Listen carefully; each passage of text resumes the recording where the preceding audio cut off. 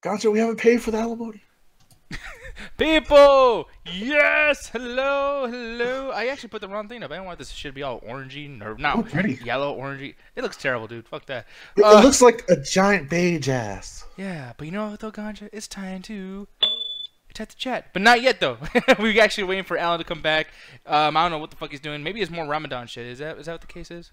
I don't know what it is. Maybe his internet just completely sucks. 'Cause remember, he was trying to play the game earlier with our, what do you call that? Our video game pre-show? Or... Well, I mean, that one, I just call it MCA live stream because we're playing on Steam. And I wanted to turn that into something eventually where I was going to make an overlay where basically we'll be playing just Steam games, mostly free ones, but I never had the time. Okay. And then, yeah, and plus I keep fucking up too in the thumbnail. I put the MCA Plus sign, which is supposed to be PlayStation shit, and we never got to do that. But... okay, that's why I got confused. Well, yeah, he was trying to get into the game. Alan, I could hear the echo on your side. It's horrible. Maybe it's mine. No, it was Alan's because as soon as he popped in the call, and now he's gone. Yeah, now he's gone. Oh shit, man, he has some issue. Hey, if y'all are having some tech problems like that, make sure not to join the show because it just ruins later audio quality viewing pleasure for later. You try to put the pre-show up so people don't think we're actually starting the show and just fucking around right now while we out for Alan to get in here. Exactly. Oh, and I forgot to even say, people, yeah, this is, by the way, I had to go back over here to get this fucking thing, because this is a test stream. That's from last week. I gotta bring these things over. Blink, test stream, but it's not even a test stream. See, people, I'm all over the place today. I've been a busy bee, you know, just, oh my god. Building bases in Ark, making edits for Double Toasted, jerking off to the new Predator trailer. Hi, Allie! Hello. Oh, hey, let me in the rabbit. Okay, I'll let you in the rabbit. All right. Are you cool with that? Are you cool with that? Yes, I am. Jesus Christ. Fuck. Shit. Where? Here it is. I see you. I see the rabbits. Speaking of the rabbits too, man, tonight's gonna be really cool. You know, Alan, are you? I saw him like pop back in and he's still gone. What the fuck? All right, at this point, Nick, I'm gonna call it. He's dead at the time of 7:46 p.m. my Eastern Standard Time. And that bird's eating his body alive. Like, yeah, I win, bitch. No, Penelope, she's a decent bird. I imagine she'd be very gentle with his body. She'll try her best to like pick up the hands and put them over his head like that. But anyways, well, this being, you know what, fuck, I'm never gonna do a pre-show. We'll just shoot the shit when we start the show, right? Because it's time to get this shit going. So, with that said, ladies and gentlemen, it is time I said four. It's time to, Ganja, say it, 3, 2, 1. Attack the chat! Oh, man, I don't. But I love this song. That shit beats. I know. The thing is, like, this feels like it's something that would be played like at some kind of like Florida fucking like club or something. I don't know. I can see you over there dancing to this shit. Fucking weirdo. Okay. But we are here. Alan's here. Are you back? Yeah, storms, man. Yeah, shit. He looks fucking mad. I am fucking pissed. It's always right before a show. Always. Yeah, man. It's all good, though. But he's here. He's mad. That means Julian, you better fucking be careful. Yeah, man. We're all hanging out and everything, too. This is not the pre-show anymore, as a matter of fact. Oh, wait. I don't have it on screen, thank God. But yeah, I was going to say, are you sure or not? No. I was like, you know what? Fuck it. Let's go ahead and start. Because we're going to be shooting the shit anyways this entire time and just hanging out. Everyone's laughing at Jet's fucking picture in the chat because she, you know, took my picture and put a goddamn dog face on it. Why did you do that? Why? Because you're a good boy. You're a good boy. Oh man, but yo, Alan, how you doing? Aside from the internet fucking up, man, how's it going? Good. Like I said on the video game show yesterday, I've been addicted to playing Rainbow Six Siege, so I'm playing that a lot. Yeah, man. Oh, I've been still playing Ark. Ark Evolution's going on now. We were playing Ark earlier today. Alan could not get in, probably because of the storm. So it does kind of go back to it was your fault, Alan. So I won. No, it actually wasn't, because my internet was working fine, and then something happened at the end of the stream. What was that, Nick?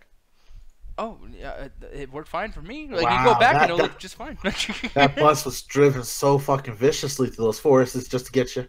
Yeah. You're acting like he didn't drive it on me first. Like, whose side are you on? I'm on the side that's the funniest, as you like to say. Yeah, you fucking using my lines, man. I just admitted to it. But the thing is... you admitted to that.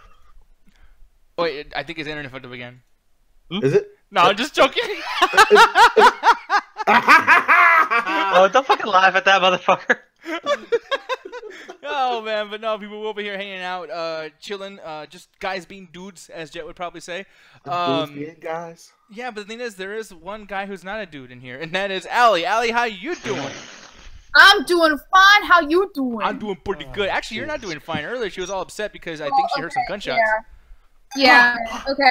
Y'all, I was just talking with the guys, or actually I was listening. I was on mute. But then all of a sudden, I heard like, and I was like, oh shit. And then it just stopped, and then nothing else happened. I'm like, oh crap. Okay, so it's not fireworks. I think someone got shot, or there was a shootout. Or someone's making popcorn. My neighborhood's like the suburbs. Like, it's pretty safe. So I was like, okay, well, I called the police. And then Ganja was like, what did you do that for? What's wrong with you?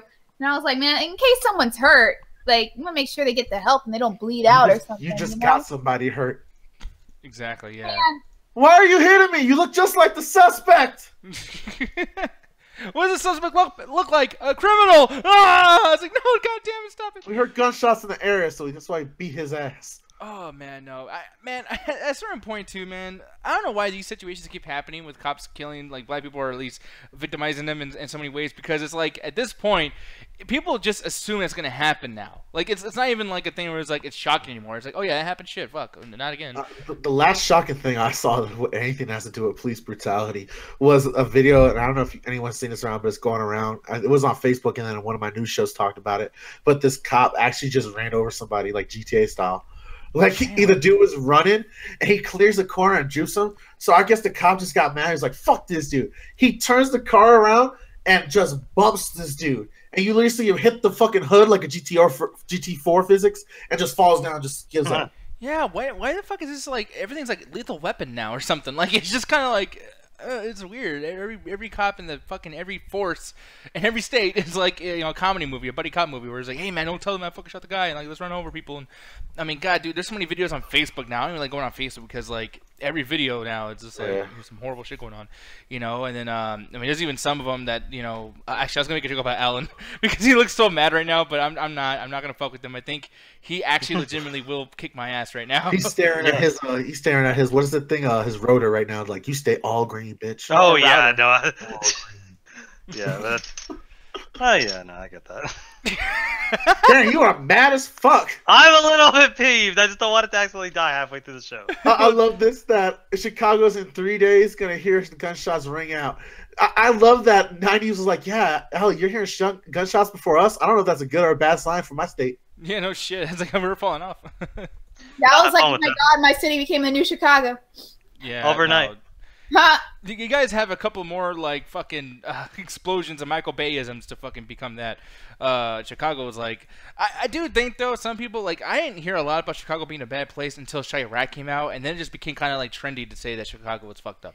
Well, because no one really knew or even believed it until they like, hey, let's film this here and be like, yeah, this is actually that bad. Yeah, so it's fucking crazy.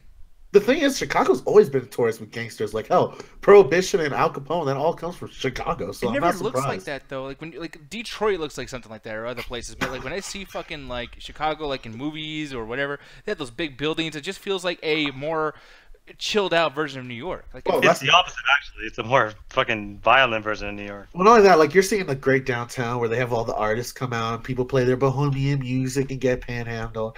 Like, most of the actual violence is like on the south side where a certain co-host of ours lives, sadly, because we only know this because, God, his fireworks are more lit up the 4th of July. And he was so calm, too. He's like, oh, shit, it's July 4th, or some shit. No, my favorite was like, yo, man, is that gunshots in the background? Yeah. So, I'm going to go get more thatch, and I'll be right back and get some to eat. Yeah, exactly. He's like, anyways, back to E3. He's like, well, mother, E3? Like, what? You got Gears of War outside, man. Exactly, man. But no, so here's the thing, though, with you know, Alan about to pull at Chicago on this because he's so fucking angry. People, you might want to follow the rules tonight because Alan will come after you with him and his fucking bird. So, Mr. Gotcha Guru, why don't you tell the folks about them rules so Alan doesn't get mad at people?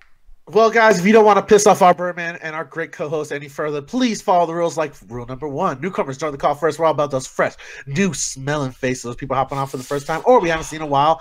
and we love you for it. Let us know in PM, DM, or any type of inbox you can find. Hell, we got YooHoo. We'll hook you up through that too. So let us know, and we'll get you onto the show. Rule number 2: do not talk over each other. He just said YooHoo. It's Yahoo. He fucked up. He fucked up again. He's stupid. I prefer a drink over an email, but it just ruins audio quality for later viewership. So you don't want to do that to later viewers, because that's what we require to get any type of YouTube money in the future. Rule number 3: please no nudity, folks. This is a staple of squeaky clean internet, and we are squeaky clean boys and gals. So when it comes to the nudity, keep that shit to Pornhub along with your guns. Rule number 4: do not give anyone else the link. We have a planned show, believe it or not, that covers certain conversations, discussions, and sometimes even just bullshit conversation pieces we're having. So don't hand out the link, because you're gone, and so is the dumbass that clicked it. Rule number 5: read the rules and out, girl. Don't be a dick.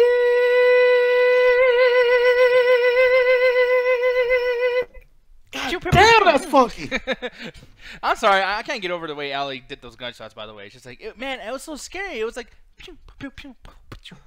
Hey man, silence weapons are still deadly. What did you want her to be like? Yeah, man. So we were hearing like, I just heard gunshots, and they're like, brah! Yeah. Why would you want anything else than that? Yeah, sorry, man. I like production in my fucking entertainment. Okay, I want the sparks to come out and everything. So it's like, what do you expect it to sound like? Pulled out a real gun, pah! Kind of like that. She turns into that. Allie, you turn into that dude from fucking Ghostbusters and start doing the fucking noise like perfect and shit. The thing is, though, before we continue on, another thing that's gonna, man, I'm sorry, I'm gonna stop trying to bring up fucking Alan's anger, but this has nothing to do with his actual current anger. This is something that I feel like he's gonna disagree with me heavily on. We brought this up on the our gameplay, but here we are again after hours. Jurassic Park, Jurassic World, Halloween 2007, Halloween the original, Halloween 2, Predator, Predators, and Predator 2. Lots of options there. When we actually get into it, most of these options will be gone. I just kind of want to get an idea for what you guys like in the chat. But Alan, how is this list, man? I mean, do you agree with it? Do you think I'm wrong on a couple of things? It's fine, except it's Halloween 2 of a prequel or a sequel to Halloween 2007. That, dude, I'm telling you, that's a loaded fucking question because this fucking franchise is just all over the goddamn place, dude. Yeah, because I'm like, we got Halloween 2007, then we got Halloween 1 and Halloween 2. It's like, what is it? The Resident Evil? Where's Halloween 0? Alan, there's a reason that they're just gonna go straight to the next one. Yeah, because here's the thing, folks, and this is a perfect time to bring this up. Lord, what is Here's the thing. I don't know. I know fucking our boy Gary's probably like, oh, can't wait for Nick Diaz to say he likes horror and Halloween. Oh, yeah. Yes.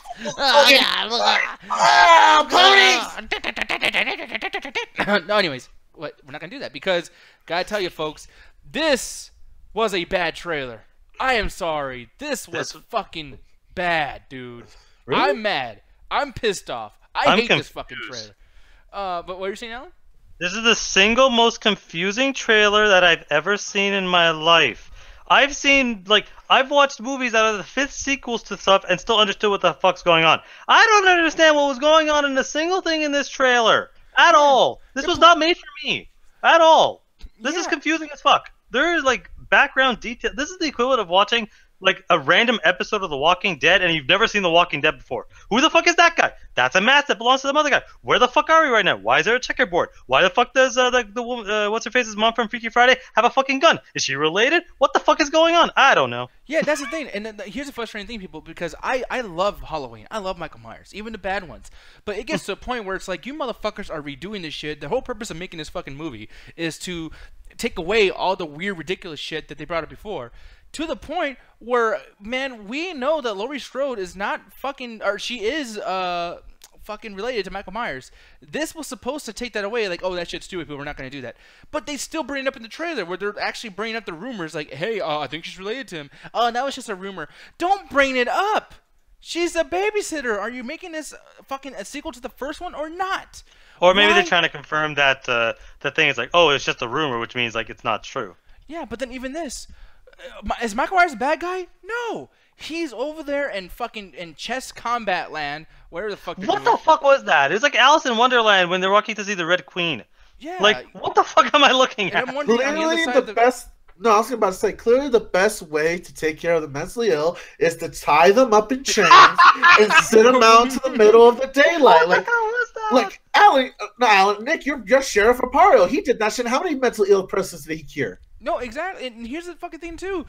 as far as, like, I mean, yeah, they're in chess combat land. I'm pretty sure on the other end of the whole fucking place is a bunch of, like, Twister Island or something. Like, who the fuck This knows? is Alice in Wonderland, but Michael Myers stepped in. Yeah, or Every maybe a Yellow time Brick you- Road or something. Maybe Michael Myers and Jason are playing Twister, and he's like, "This is awkward." Every time you say chess combat, I want to look in the background and see some dude dressed like a king.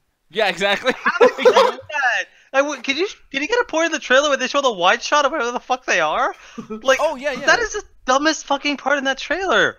It's like, where are we right now? Even he's like, "Where the fuck are we?" But yeah, here we are. Yeah, what the hell is that? Dude, this is the most ridiculous fucking elementary school design for crazy people. And then they have these weird little yellow outlines, but there's no window keeping it I encased. thought those were highlights in video games of how far the players could move. No, it's like John Madden from the NFL is like, oh yes, this is where the one crazy person's going to be, and if you go to the left, you might get knocked down in the first down fucking goal line.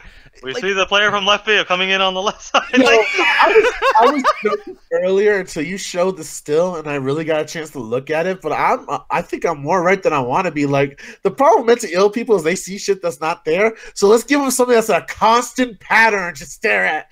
Yeah, so they can go more crazy. And then it's like, Julian's trying to correct me saying they're at an insane asylum. I didn't think the people running the shit's fucking insane. Did Joker design this fucker too? Yeah. This is not an insane asylum. This is Arkham Asylum. Yeah, this is a fucking prank. It's like, who does that? I'm not even crazy. You put me in a fucking world where literally, I don't know, I think that's 100 feet. It looks like a fucking football field. But imagine That this looks entire place. huge. Yeah, dude, imagine being drunk and standing in the middle of that shit. You'd be like, you'd be all fucked up If too. you're as good at math as I am, you could tell the amount of space based on one person standing there. You know what that is? That's roughly the equivalent of what, like, a 2x4. You can count how many fucking squares there are on the left side. That is almost the size of a football field. Yeah, it's fucking weird. And then Michael Myers being such a crazy fuck, but yet these dudes seem to be like his friend and shit. You know, when they see the Michael Myers mask, these guys are laughing and shit. There's a guy who looks like fucking Jim Cornette from WWE. You know, you guys, that guy looks like Jim Cornette. Some people might get it, you guys won't. But like this dude, him, and some other guy are like giggly and shit. Like, Michael Myers is so sexy. That's such a dumb thing because it's like one of those things with the misrepresentation of mentally ill people. No place that actually has any sort of reputation would ever allow that shit because you're not supposed to agitate the people. You're not. You're supposed to make sure that's a calm outside. You know, we're isolating outside the world to try to heal them up. Not just bring in something that clearly sets everyone up. That's like throwing a fucking. That's like going into a dog pen with all these troubled dogs that are trying to get free, and it's throwing a fucking stake in the middle of it. Yeah. Like, you're just gonna fucking piss everyone off. Yeah, and like one thing too is like, okay, I know like people watch Double review of it and shit like that too, and I know lots of people are saying this in BladeDisgusting.com. It's like, well, hey, we don't know the context yet. Maybe the insane asylum is not making money. They need to make people write stories about these characters, these crazy people inside here. Sure. Makes sense. You might want to agitate them for that, but not the place where Michael Myers, a basic fucking superhuman dude, like. He took shots to the chest and fell off a building, or a house in the first one, and got up and ran. So it's like, I mean, granted, yeah, you want to make stories on people, etc., but not this fucking place, and don't piss him off holding his fucking mask. And how did they get a hold of the mask? And then, these dogs, just, everything's just so fucking stupid. Like, I can add more to the stupidity. Like, I still don't know if this is a sequel or not. Nah, it clearly is because what's her face is older, so it's a sequel to something. Okay, Alan, Allie, I don't know how far you guys know about Halloween. Literally nothing. Allie? and Allie knows her shit about Halloween, actually. Yeah. Oh yeah, I've watched all of the movies. Okay, Allie and Nick, doesn't in the first one, because it seems like they're not doing the second or third one, so they're dropping that shit. Yeah. In the first one, doesn't he die? Or doesn't he get shot and disappear? So Yeah, how the fuck is he in Not the mental asylum? multiple times, like he falls out of the window, and then And then goes to the walls. Loomis looks out, and then he's gone. Yeah. So how is he in the mental asylum? Well, they catch him. He tried to run away, and they caught him. I think that's something that was explained, that he is caught, which is cool. I like that aspect of it. But it's like, he's still superhuman, though. We need to know how he got caught. You know what I mean? Like, there's something clearly... Maybe they'll explain it. Yeah, it's like, if you're gonna explain so much where it's like, hey, this is how he's living now, and he lives in Checkerland, and he fucking, it's like the Emoji Movie. He lives in video games. Like, how are board games? Checkers. Yeah, but Yeah, it's all and how much of the plot of Jeepers Creepers 3 are we going to rip off? Because, exactly. like, all I could think of when she was fucking shooting, I'm like, is this happening every 23 years or some shit? Like, I have expected that to pull up, because it's like, the same thing happened in Jeepers Creepers 3. Like, is she going to rile the whole fucking town and get a bunch of guns to kill this one guy? Like... Yeah, and that's the thing is like this whole idea. And by the way, Jeepers Creepers 3 is ripping that off, but it's ripping it off itself. Ganja, hopefully remember this. Halloween H2O. This movie already happened. Why did you have to bring up H2O? Sorry, can you explain to me why it's called Halloween H2O? Because H stands for Halloween, and then 20 years later. This movie should be called Halloween 40, H40, because it's been 40 years. But yeah, Halloween H2O stands for Halloween 20 years later. Halloween H420. Yeah, that would make more sense. That would make more sense because, oh god, it's Halloween 4, and it's been 20 years later. And here's the thing. Now we're going to get to cinematography. I'm sorry, and I know it's like, I'm not trying to pull some Justin shit, whatever the fuck, but cinematography, when it comes to horror movies, cinematography is the end-all be-all sometimes. It sells most of the movie. It looked fine to me. I didn't really notice the thing anything. that frustrates me about it, and this is something that I had, and I'll bring up wrestling, and I'll bring up horror movies, I'll bring up video games with this next one, because horror works at night. And I'm trying to get to a point here. I mean, that shit. I mean, she got some mannequins around. That shit looks fucking silly. But I'm trying to show this one death scene that happens in a toilet. Which, by the way, too, I don't get scared watching someone get killed when they're taking a shit. I mean, it's funny to me. You just added a comedy fucking factor that I didn't have previously. But he comes over to this gas station. Which, by the way, this whole scene right here with the gas station and how he gets a suit is literally frame by frame a complete redo of Halloween 4. Where Donald Pleasance, Dr. Loomis, actually chases him. How many Halloween movies are there? A lot. Oh, like 9. Well, then counting the Rob Zombie movies, I think it's like 10 or 11. I don't know. Jesus Christ. But it's like now we're taking shit that happened in other movies. Corey showed this thing from Double Toasted. He showed this thing where they did this death scene from the toilet in Halloween, I think, H2O or Halloween 6. This is taking a fucking death scene, or at least I got my gear shit. From Halloween 4 to the point where it's like now it's even silly because your reasoning for how he gets the big ass jacket, the what's it called, like the gas station? Well, it's just the mechanic. Yeah, I was gonna say, where else is he gonna fucking get it? He's gonna go to some fucking party store and get a Michael Myers outfit. Like it's almost like just don't show it. Like I don't want to see him get his clothes. Like that's one thing that pisses me off about this. Like one of the things with the clothing, it's implied that he did go get that from a costume store. Yeah, It makes sense then. But this is a character that's infatuated with Halloween, so it makes sense for him to do that. But we're not getting that from this trailer. Yeah, and I mean, it's fucking silly. And then you get like the part where she's getting killed, and this dude's over there. And the thing is, I was like, I don't even feel sorry for her because she was fucking with him. She just went to his home and then tried to taunt him with the fucking head, the Halloween mask. And he's doing this, and it's like, dude, horror looks terrible in this sense. And I'll show this next frame. That's some B-movie shit. That mask looks terrible. It almost looks CGI. Fine. I got one question. How well do we know what Michael Myers looks like? Because this trailer implies it's a mystery what his face looks like. But if we know his name and we've seen like fucking 11 movies at this fucking point, why is it such a weird thing we got to keep cutting away from his face? Like, it's just like we've never really seen his whole face before. Well, like Nick Castle. I don't know. Oh, What did you say? No, you I'm go. just saying, in the first movie, Nick Castle actually played him, and they showed his face, and it's a regular-looking guy. He's actually handsome. Yeah. Yeah, because I remember, like, in the first movie, there was, like, a point where he did take off the mask, and it did show, like, a little bit, like, it was in the dark room, so you couldn't really, like, fully see his face. But, like, yeah, you could see he was a handsome dude, like, blonde hair. Like, at that time, he was, like, around the same... He's like a little bit older than Jamie Lee Curtis, but like she was young back then, so he was still young. And fine. And fine. No, but it's weird because they go to the fucking insane asylum, and it's clearly implied that somebody in that fucking weird checker land is one of them. So why did the movie keep feeling the need to hide his face? It's because again, this is someone that's never seen an alien. What the fuck am I saying? Holy shit! Halloween movie, and it's I feel like I don't really want to see his face. I feel like that's when you get to that territory where you like do these prequels and stuff, and you learn more about the villain, and then they become less scary or less cool. Yeah. By the way, just so you guys know, this is what it looks like. I want to bring this up before we get off the topic and everything. But yeah, like what Ali said. I mean, there's his face right here. I mean, his eye looks a little fucked up, but in part 5 they show his face again, and his eye is normal. It's a good looking dude. His eye, yeah.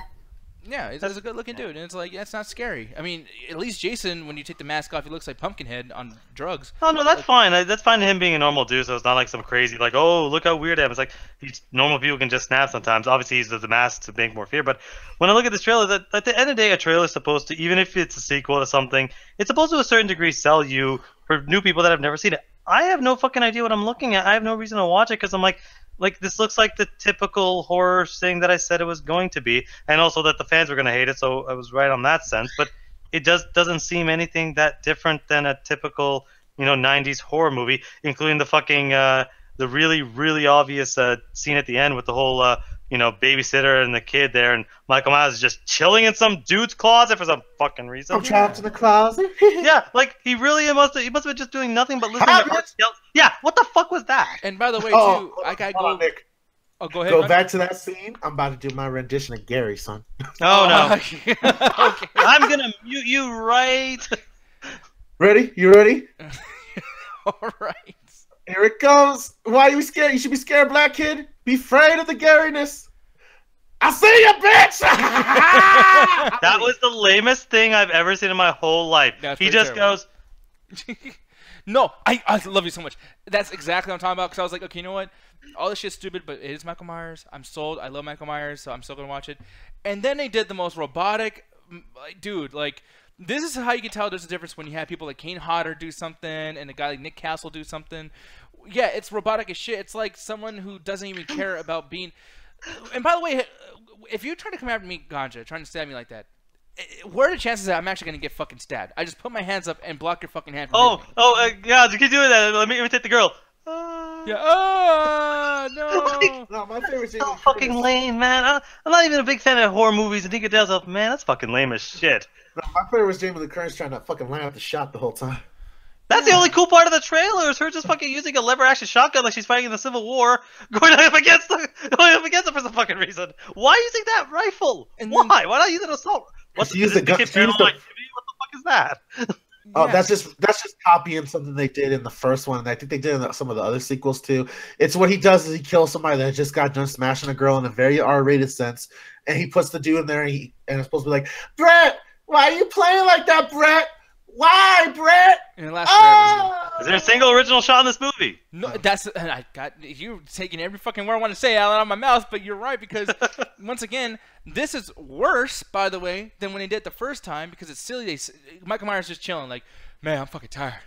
I'm home. Like, take a rest. But then on top of it too, it's like, for one, it's not scary. It's not jump scary or whatever the fuck because we know what's happening. Unless this is like one of those things where it's a red herring and it's just some douchebag being like, "Hey, I'm trying to scare you, I'm a ghost." You thought it was Michael Myers, but I'm actually a normal guy. And then Michael Myers comes right afterwards and does some shit, which they did in Halloween 5. Revenge of Michael Myers. Like 5 other horror movies, like Scream does it all the time. Yeah, exactly. But then like on top of this too, it's like, yeah, people know that shit in the first movie was silly. It was made fun of in Scream. It was made fun of in, I think, Scary Movie, one of the Scary Movies.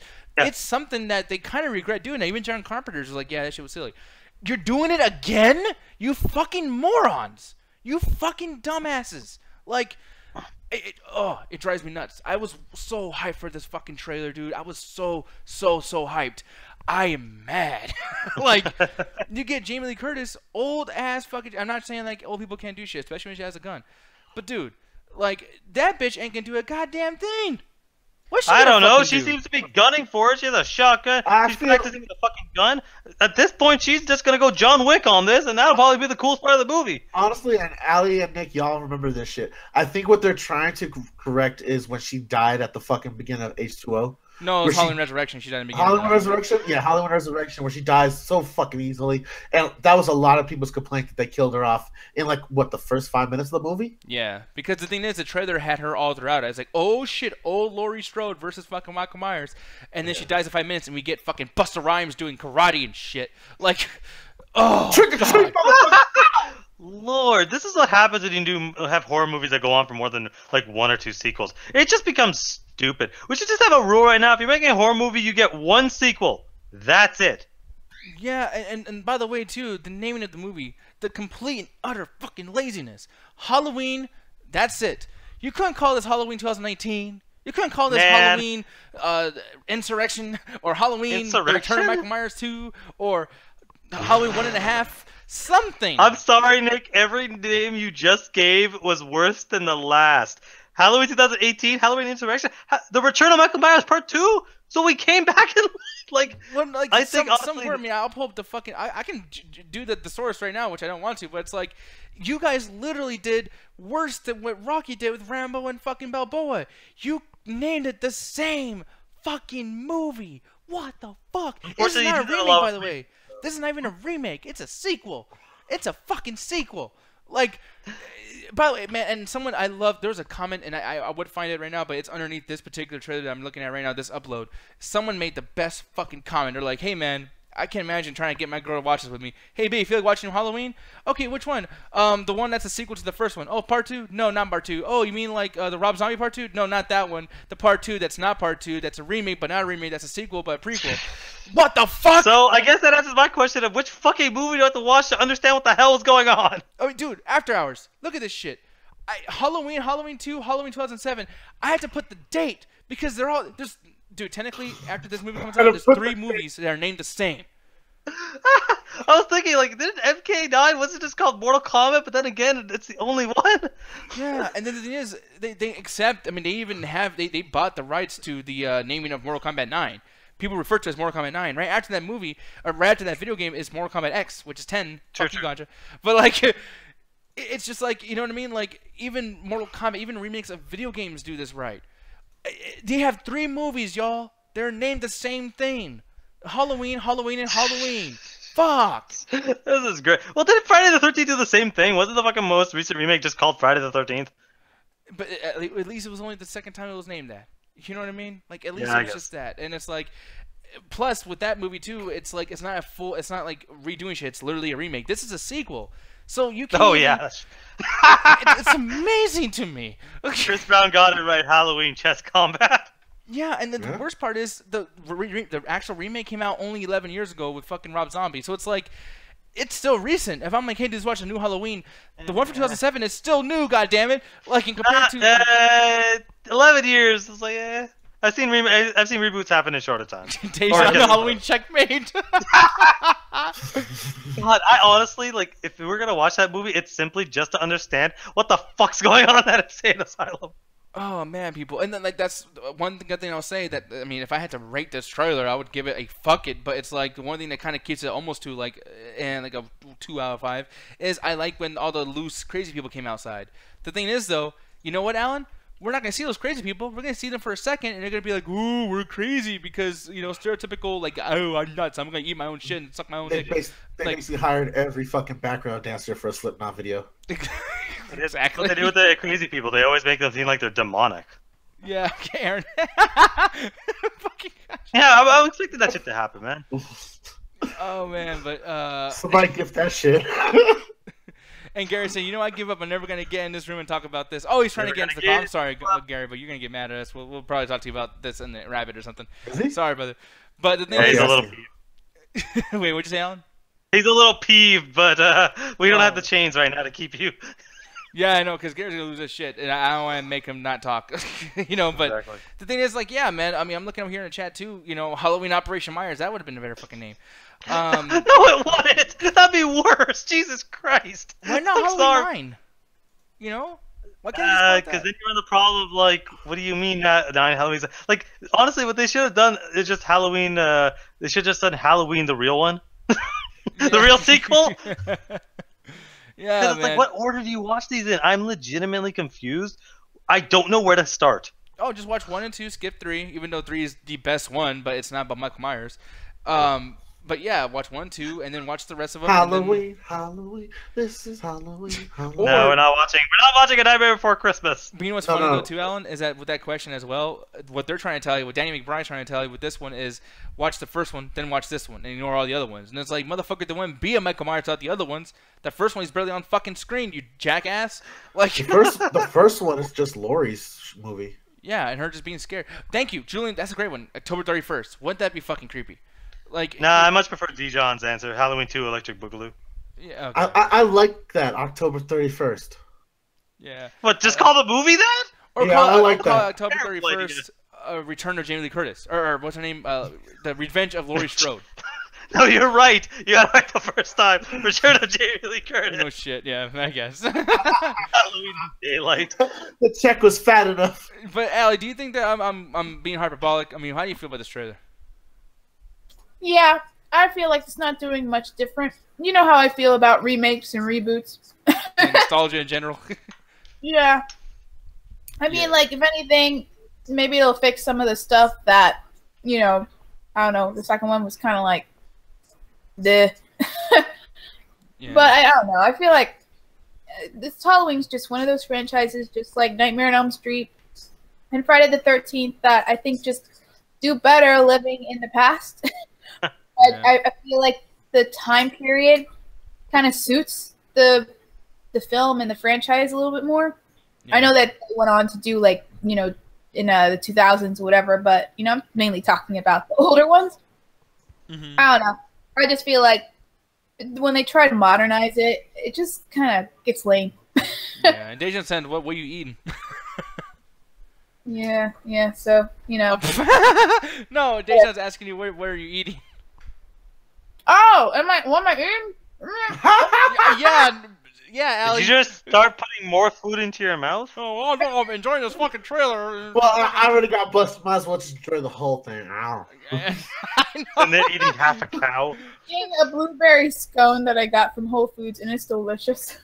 I love that shit. Like, she was like, what are you eating? She's like, oh, yeah. Let me take another bite to remember. You know what? I busted. You get that shit, Ali. You fucked that thing up.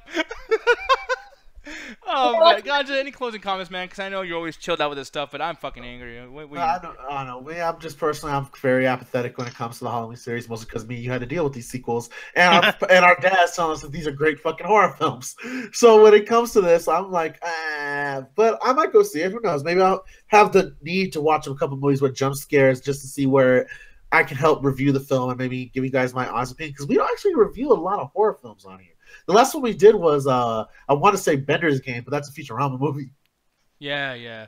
So I don't know, man. But anyways, moving on from that, talking about some good trailers. The Predator. Yeah, speaking of good trailers.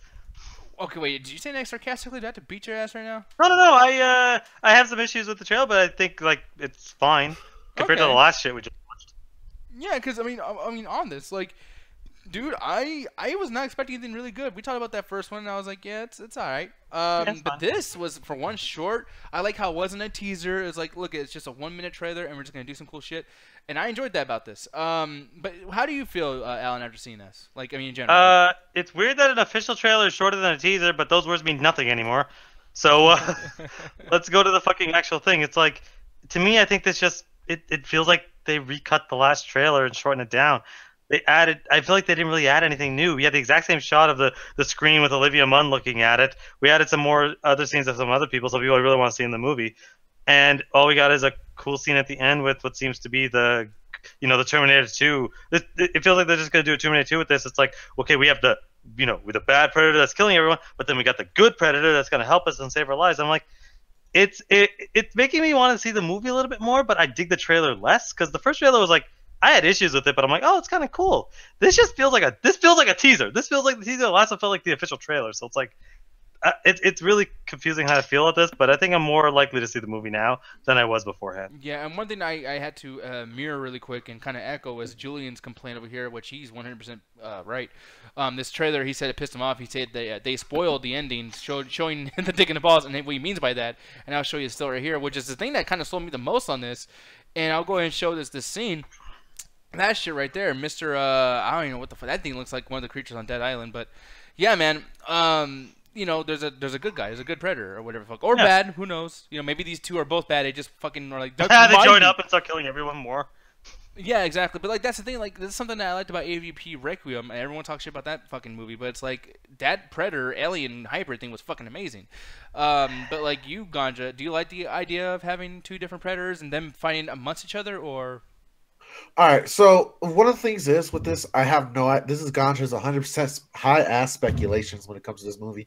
And I'm hoping what happens is that this young Predator is going off the reservation in the sense that he's not following the orders of combat as Predators are supposed to follow. And he might be one of the talented or skilled ones that have gone renegade, because they touched about this in the Predator comic books. And that's one of the elders we're seeing. Like one of the top, like this dude's been on many a hunts. This bitch probably killed a queen in a city full of aliens, and it's going to show us the two different types of hierarchies in the Predator series, because they've been showing us slowly with the newer films, like Predators with that, I forget what that actor's name is, but he's the one that his nose looks all fucked up. Adrian Brody?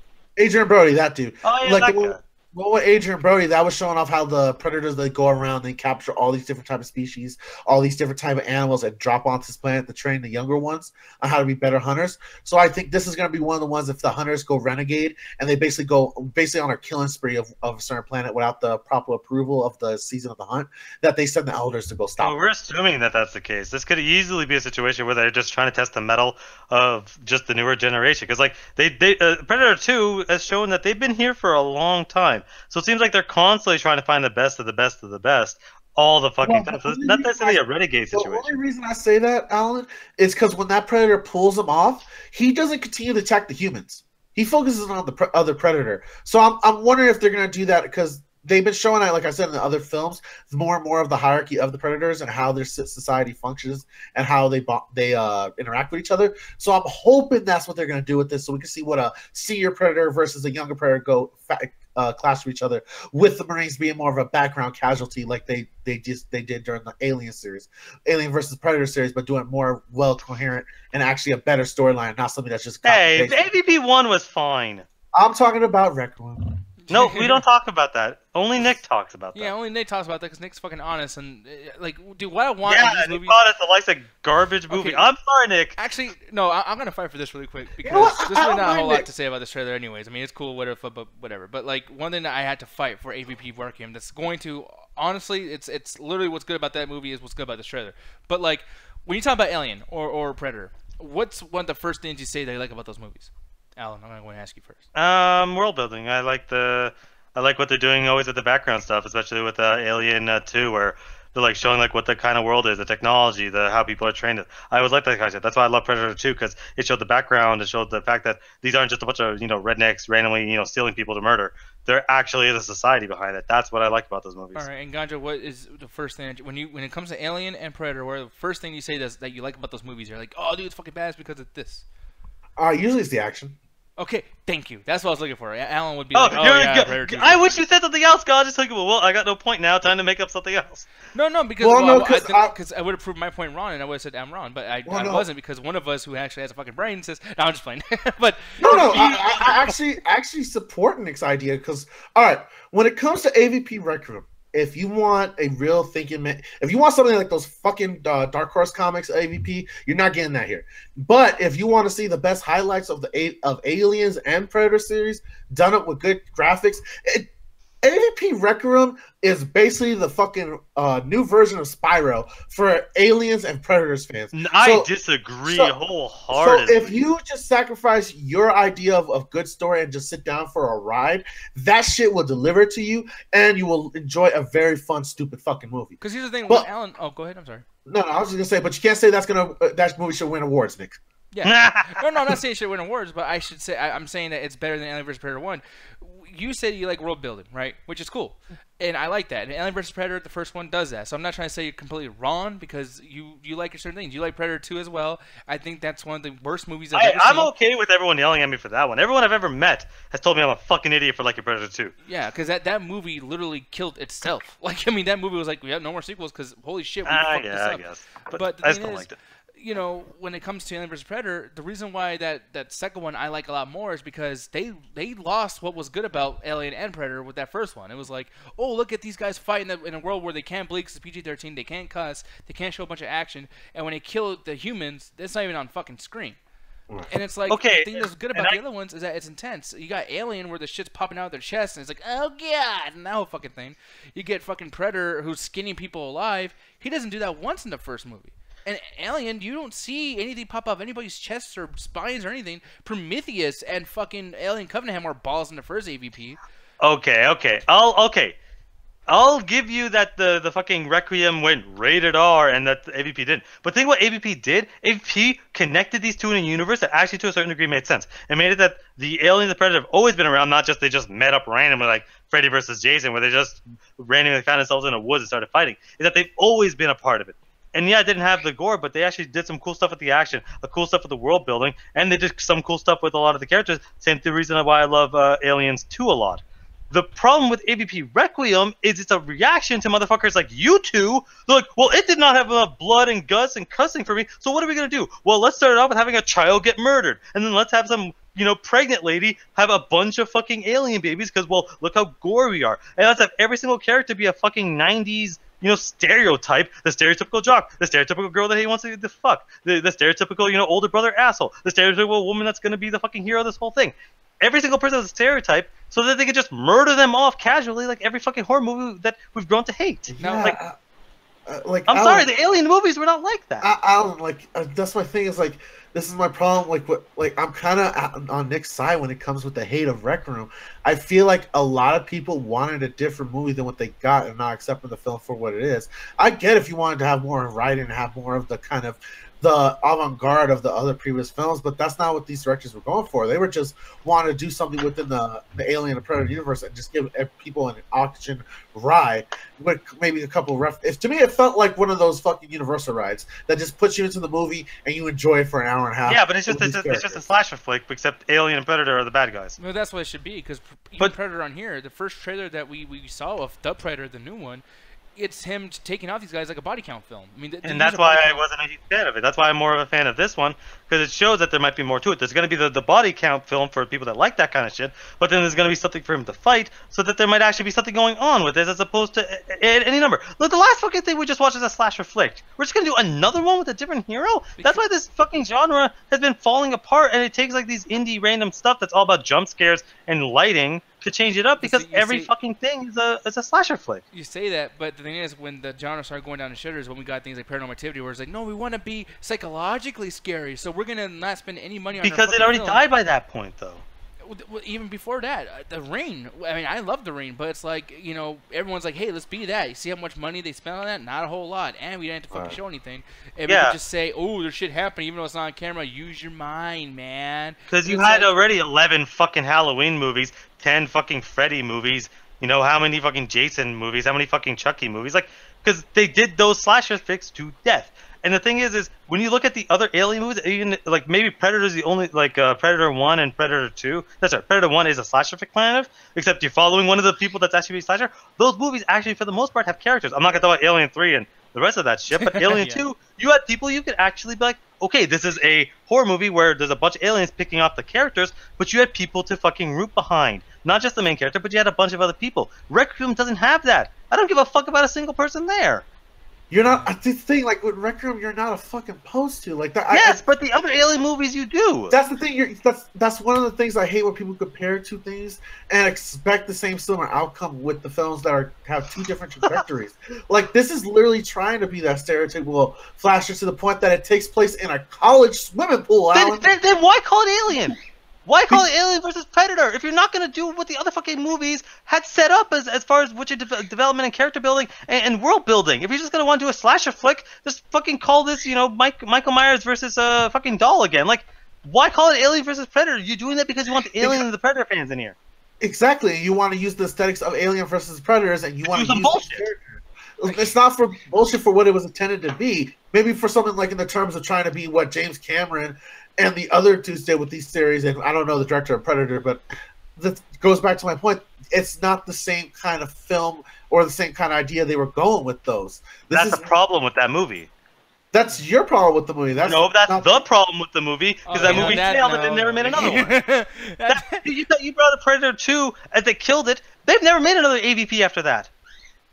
Yeah, because they ended the story. That movie does not have an ending like that. Man, you don't tell me that, motherfucker. We just saw a trailer for a fucking sequel to some other bullshit that's gonna retcon a bunch of other bullshit. You mean tell me they can't come up with another Alien versus Predator? No, because the fact that there's no more sequels has no aspect on the movie was good or not. There's not gonna be another good time, but it's a good movie. They're not making another one because whatever, the movie ended.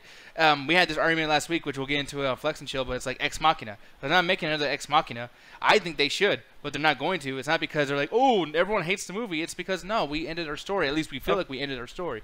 I personally don't feel like that was the case, but the thing is, that's my opinion. I can't say that that's something that's literally wrong with the film. I feel like there's more to that. They don't, so I think that they suck as writers, but it was their decision to not have Ex Machina open up to another film. It's their decision to say, hey, Predator 2, needs... Oh, actually, Predator 2... Yeah, because you literally brought up that Predator 2 point as a reason for it killing the franchise because nobody liked that movie. So how can you say that didn't That Well, killed no, it because Predator of 2 whatever. ends off. Predator 2 ends off with like, yo, there's more to this. I mean, dude, they literally show the Predator's whole ship and all the shit's going on, and there's a lot of open-ended stuff. They even bring up Arnold's character and his name, Dylan, or no, not Dylan. What's his fucking name? I don't know. Yeah, I'm used to saying Dylan because Arnold's like Dylan. You son of a bitch. But again, with Predator, like Predator, Predator fucking AVP ends with a bunch of them being with the military, and they could continue on doing that thing. Like you could easily write a sequel to either of those movies. True. Like I said, dude, I'm not saying that you're completely wrong, but I will say it's like it's not something that's actually wrong with the movie. People have complaints whatever, but Alien vs Predator 2, they weren't even meaning to do the first one. I mean, that was a game, and or it was a comic book, it was a game, and they weren't gonna even make the shit. And it's like, fine, let's do it, fuck it. People are clamoring for it, and it's like, yeah, it knew when to end itself, and it did. But the thing is, like when it comes to something like this, I'm like, yo, having another character in here that weird, and you called it a dog, but okay, it's weird because when it goes on stage, what am I saying? When it appears, it just grabs something like a dog would grab something and pull it back. It wasn't how you have to watch it a bunch of time. I'm like, oh, that's not a dog. Okay, yeah, but looking at this though, it's one of those things where it's like, yeah, this reminds me of Alien vs Predator 2 because of this whole shit over here, and it's like that's the stuff that kind of works. This is the stuff that works for Blade Runner 2049 when you have two of the same type of characteristics of these two main characters that you want to see both their stories kind of intertwine. This is something that happens with a lot of shit. The Terminator franchise, like fucking Concha said, this happens all the time. So yeah, I mean, I love that shit, but the thing is, one person who hasn't talked, and I think she has actually watched the shows or these movies quite a bit before. Allie, calm it all down, so because I know we're not gonna argue with you. What did you feel about this trailer? And I mean, who's right with me now? Predator. I thought it was pretty cool. I'm not gonna lie. I'm not much of a Predator fan.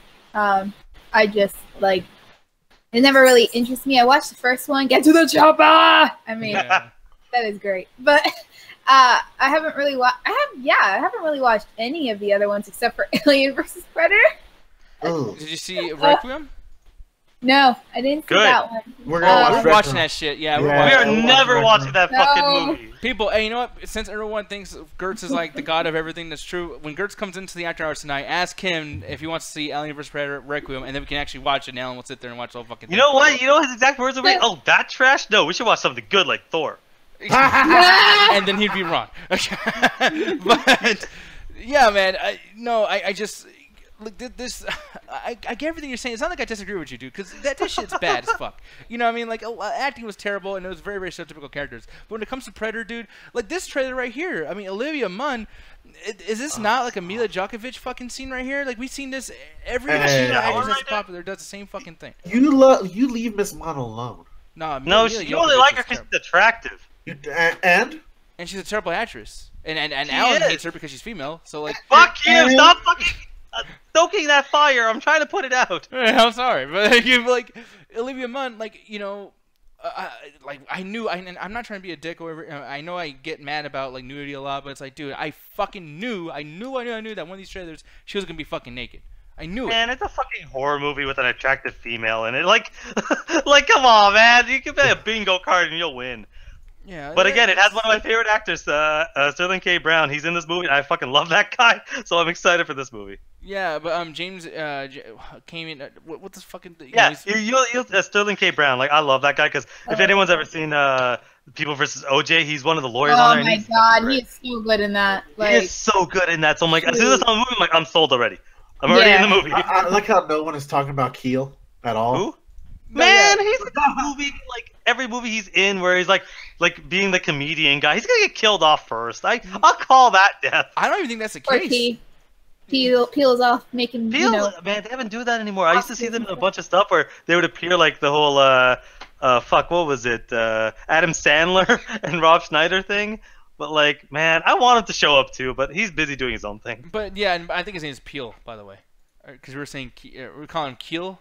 I don't know. No, that's Jordan Peele is the one who did Get Out. That is a different guy. Okay, so this is Key. Key. Honestly, I don't know his first name. I thought it was pronounced Peel, so you're actually correcting me. It's Key, like Key and Peele. Point is, people know who we're talking about. Yeah. But I mean, like, him being, he's over there, the one who's blocked out because, man, I guess they don't care. But like, I think that him coming in here and bringing some kind of comedy, that might be kind of cool too. because this looks. I mean, the first trailer was kind of funny. This is a little more serious, but it's like, Well, dude, be it all. You know what I mean? Like, I want to see funny, scary, emotional. If it works, I feel like it's gonna be one of those things of watch me make a joke and then get brutally murdered. Yeah. In the first Predator, it had a lot of joking humor too. Like, yeah, I get the chopper's not supposed to be funny, but Arnold's overreacting ass makes it funny.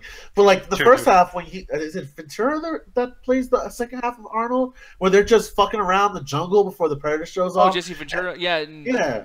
Like that's two different movies until the Predator shows. Yeah, there's so many quotable things that are just like, you know, like he's doing chewing Son tobacco. of a bitch.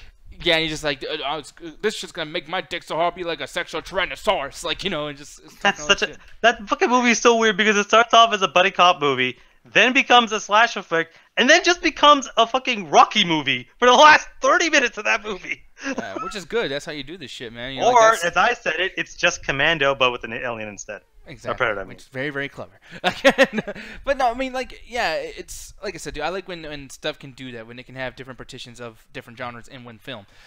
This happened with Nightmare on Elm Street 2 when there's like Home Alone type shit in there, and little fucking things, and they're like, honestly, at the end, like Macaulay Culkin was fucking Freddy. He's just like tripping him. No, Macaulay Culkin goes up to do the Saw movies. Oh, now that would be good. I would love that. He just takes over Saw. That would be fucking awesome. Come on, they're both blondes, man. You can easily see him growing up to be the Jigsaw Killer. Yeah. We're going full balls to walls. It's Macaulay Culkin as himself. We resurrect Michael Jackson, and Michael Jackson has to survive all the torture shit that Macaulay Culkin puts up from Home Alone. But if he got resurrected, what's the fear of death? He dies again. But then just resurrect him. Your plan is a second resurrection. Oh, you only get one. First one you happened. only get one. Ask Jesus. That's not how that works. That Jesus rose on the third day, so you gotta wait another week to resurrect him. But we'll move on now, folks. I can't believe that. God damn. Holy shit! Might as well just move on. Jesus Christ. Jesus got a response time. Lord Jesus! Oh wow! Let's just move on to Let's move on to something that'll definitely take the humor out of everything. Yeah, actually, no, this might bring the most humor because this shit was a laughing stock in this situation.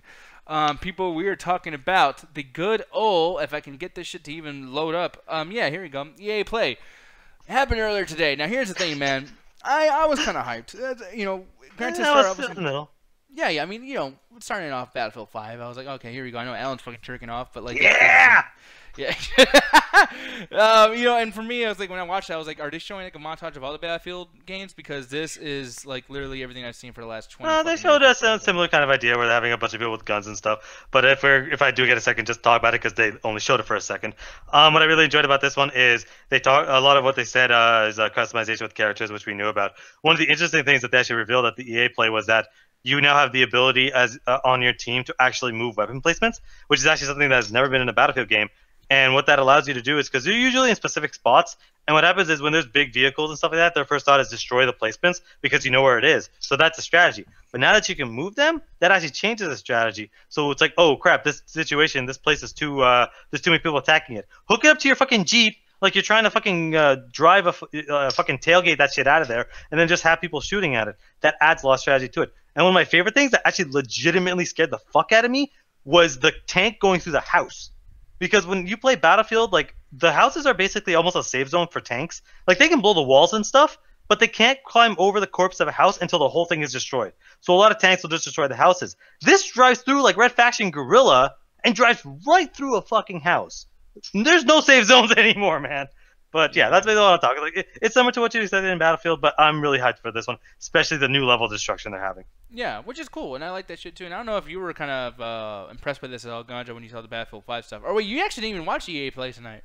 I didn't watch EA Play, but I did catch the first half of it when it was that cringy ass fucking redheaded host. Oh god, she's so awful. And they talked about FIFA and all that bullshit, but Alan of us talked about it before you got on the call, so I do have a little bit of a memory of it and a little bit of an idea of what went down. It sounds like it was the same old EA shit, but I haven't been interested in this is Battlefield, right? Yeah.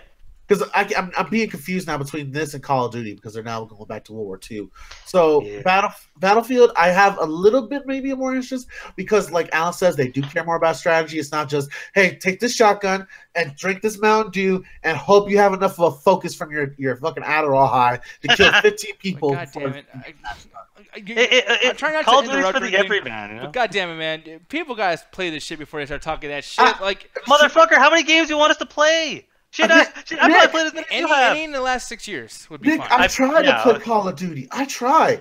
They are fucking too quick with the guns, and they know which ones to use. Like, it's one of those things, like, you could have a point where you have these MLG players that, hey, I'm about to shoot this guy. I'm dead. Hey, I'm about to shoot this guy. I'm dead. Whereas in Battlefield, because it's it's a much larger map, and two, there's a little bit more emphasis on strategy.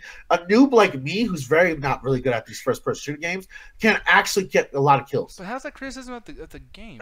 Okay, but and also to jump on Ganja's point, first of all, the last one I played was Black Ops. I'm giving a point towards Battlefield because it cares more playability for that. Yeah, and it's one of those things where it's designed for that Twitch kind of shooting. It's designed for someone just to pick up and play. And yes, the last Call of Duty I played was Black Ops 3. So that has been in the last 6 years. So then I don't want to go to this point, but it's like, damn, like I guess you just played it. It's like I quit after 3 minutes because they have a system that's for new players. Like there's a thing that says that. Like since Advanced Warfare, which is a game that came out by Sledgehammer Games a year or two prior to that. So it's like this is something that has been fixed, and it's like when people do this, it's like I understand why you guys don't like it. I'm not saying that you need to like it, but it's like certain criticisms are things that are like you didn't play it. Like you need to know, like you know what I mean? No, you're getting our points wrong. That's okay. First of all, I played like probably 30 hours of Black Ops 3 because story and a lot of the multiplayer.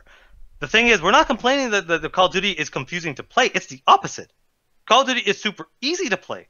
And your grandmother can play it. We can give Allie the fucking controller tomorrow, and she'll know the controls.